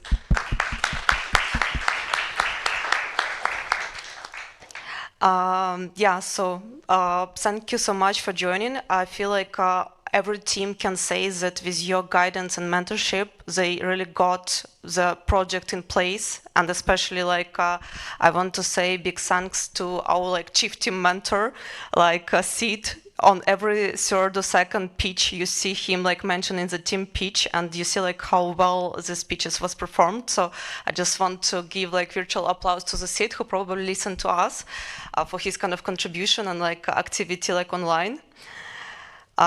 Also, I want to give appreciation to all our judges who also present on site, but also to present online with us for kind of believing in us and also to support, like select like the winners for this year event. So.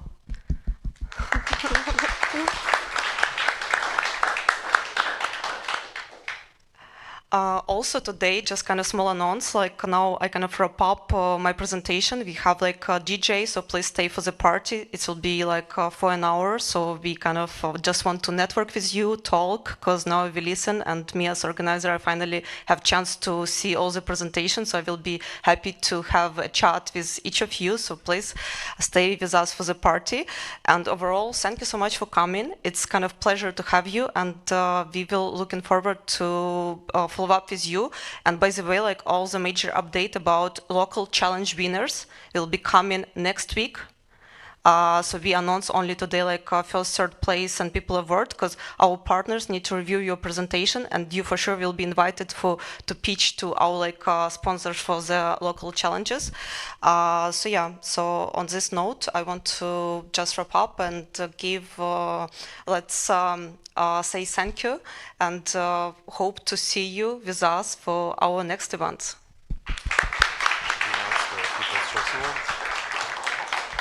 Yes, and actually the tally is in for the for the People's Choice Award. Maybe I should do like a top 3, and I can start with the third place. Yeah, I can also share. Yes, but yeah, for the dramatics, perhaps it's a bit more exciting. Yeah, well, the top 3 will be revealed when the screen appears. Drum roll.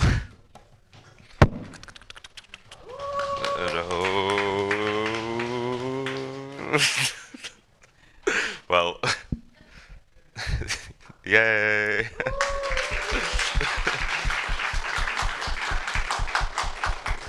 Congratulations, our top 3 or top 5, as they're shown.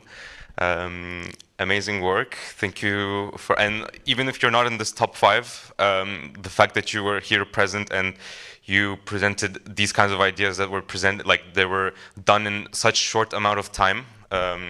And like these past 2 days, I was able to kind of see your resilience and like your innovative ideas that I was really proud to be part of. I was like kind of walking around and asking everyone what they were doing, and I learned so many things that I myself have never thought about, and I'm really excited to see how far or well these projects go. As Tamara said, the awards for the People's Choice Award will be given out soon. And so now we're going to take a break while our juries decide your fate, and you can just kind of walk around and network with each other. And there's going to be it's going to be followed by an apéro and a DJ set. And also kind of like a side note that our founders of the startup Stillwind are still here, and they're happy to answer any questions you have regarding their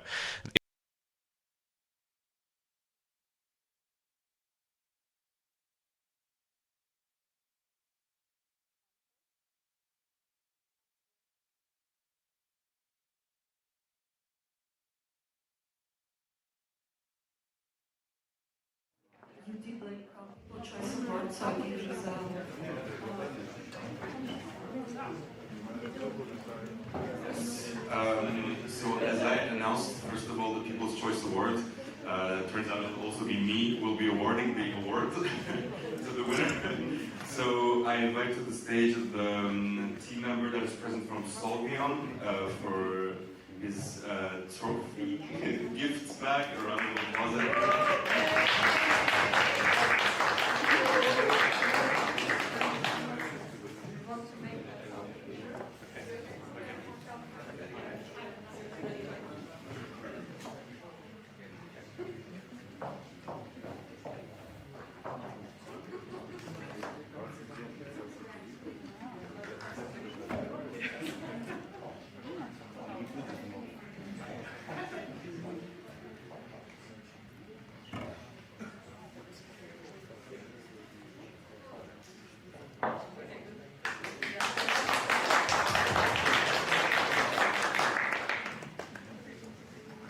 I want to introduce the next award, which we nominate one of the team who work on local or global challenge to proceed to the next round and be judged by NASA team and their set of experts on the global level. And the team is, let's give some. And the team is Cosmo Hunters.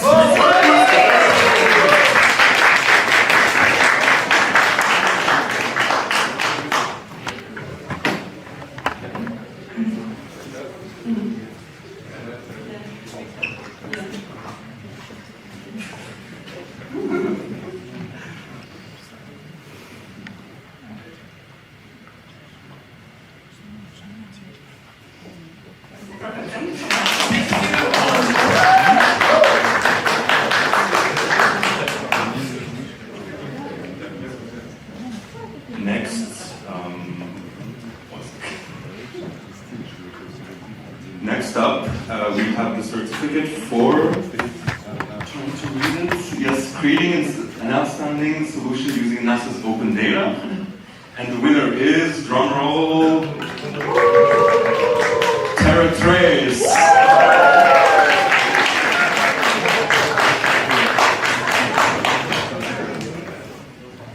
And also, they were also awarded the best usage of MeteoMatics data, so we also congratulate them for that.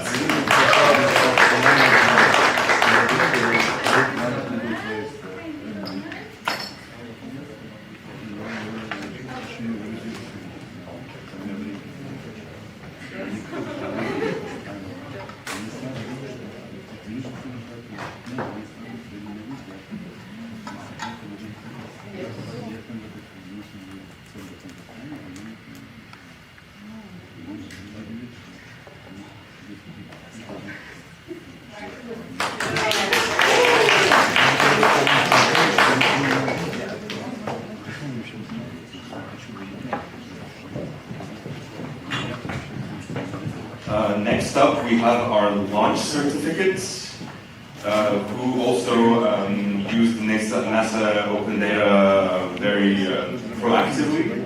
And the winner is Prospera.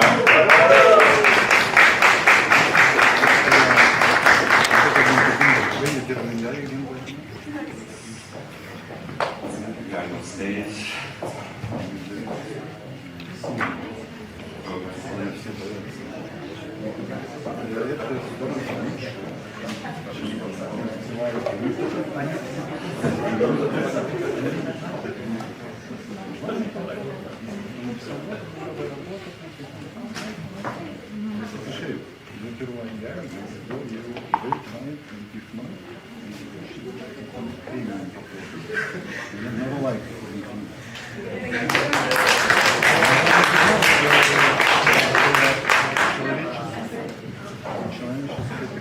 And last but not least, big applause going to our official Zurich winner of this year.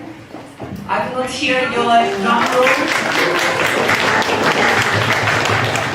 Yeah, it's really a lot of judges have almost fight who's going to be winner because all teams were so great. But this team stand out of other team for their kind of creativity and solution. And I would love to announce the winner of NASA Space Hub Challenge Zurich 2025 going to Martin.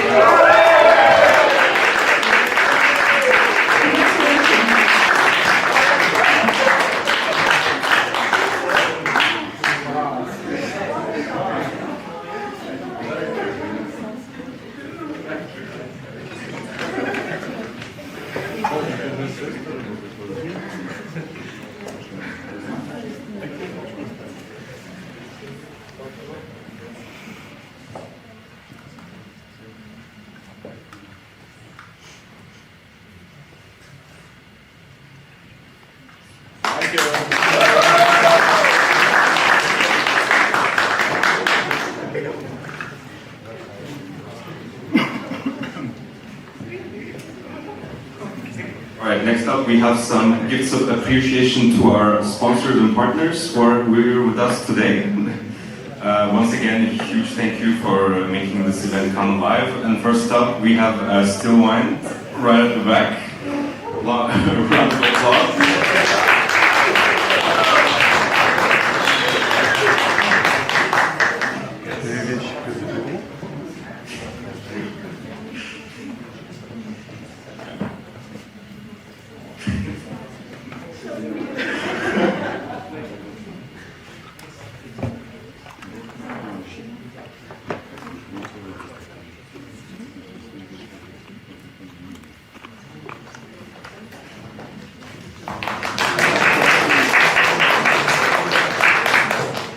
Next up, we have Constructor next Saturday.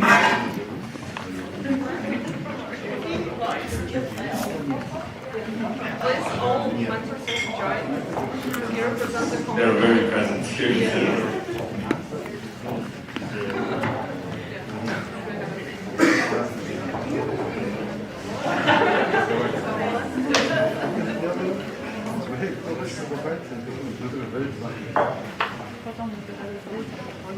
Да.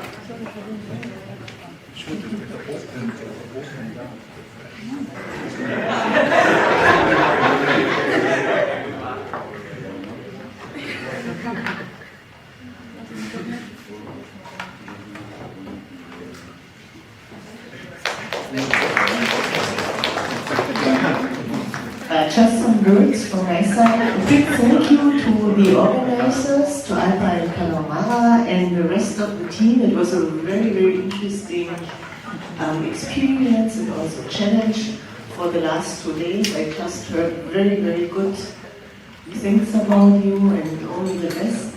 And for the teams who did not get anything, it was very, very hard for all of us, for the jurors.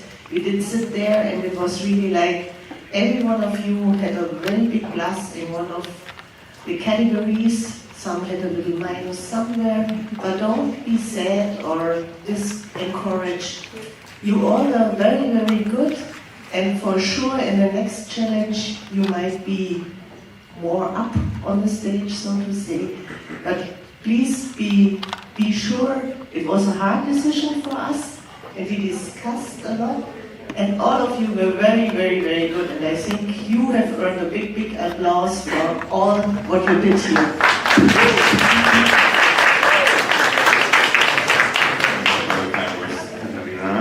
Next up, we have the certificate of appreciation for Eileen Goulart, one of our jurors and team mentors. These past 2 days, her presence was very much appreciated, and yes.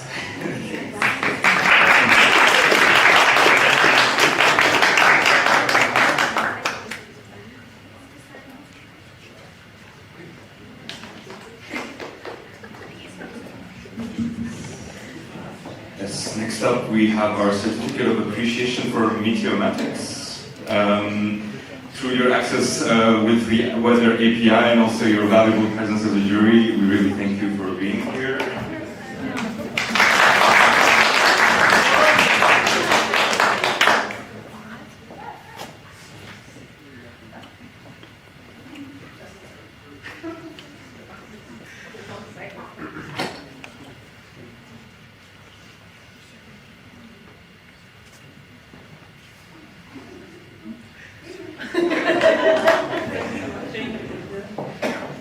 Yes, we also have a certificate of appreciation for NovuCampus, who unfortunately is no longer here. However, they will be receiving this on top of the table in the Atelier later tonight for a surprise in the morning.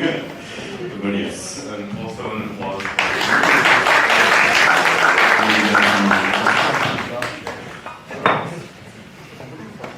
Yes, and also all hope is not lost for the teams who lost, because we have more gifts coming your way. Just one moment. This was made possible through our very generous help from sponsors and partners. And, yeah, just one moment.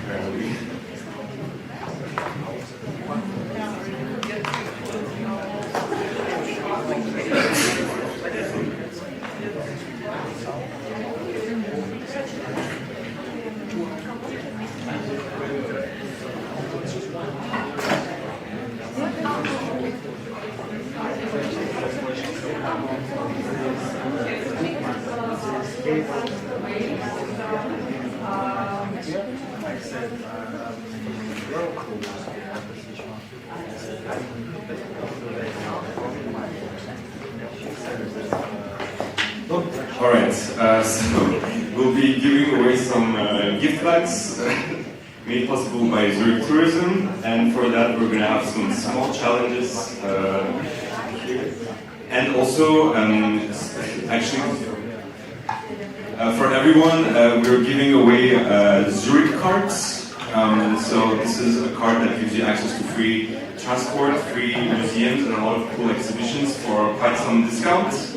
And by your presence here, you are already entitled to one, and its code will be shared with you very soon. These don't have to be used right away. They can be redeemed, I think, within a year. So just make sure that you don't forget about it. And if you ever return back to Zurich, if you're not from Zurich, please use it wisely. I want to award the team who travels the longest, so please tell us your base from where you traveled for the hackathon. I know from Netherlands, from Russia, another, Amsterdam, where? Milan. You already won. Okay. Who else? Where?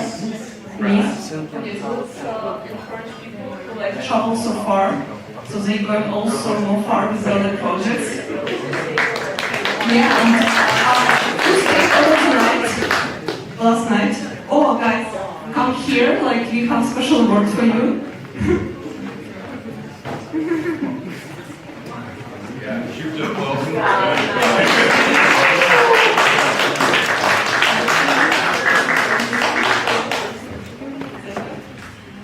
And for now, like it's all, please enjoy the apro and enjoy our DJ set, and we will happy to have a chat with you. So yeah, big applause for all of you because you made this event like so great, and everyone enjoyed so much, and we as organizers we enjoyed even more than you, I feel. Also, there are still some gigs looming around, so just be on the lookout. Yeah, we distribute also conference tickets by the submission which you mentioned, and also follow up about local challenges, like and more announcement from the winners in specific local challenges. So that's why we keep you with us, and we kind of update you as it go by next week. And also, one small clarification that we recently noticed is the fact that this global submission deadline is actually this midnight and not tomorrow midnight.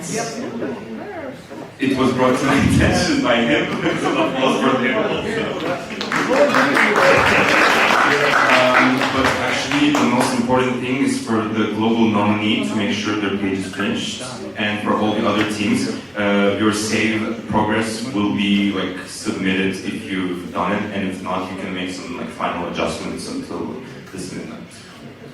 And for the second place, we forget to include Globus gift certificates. So just come to us after that, because we cannot give it in the gift bag. Yes?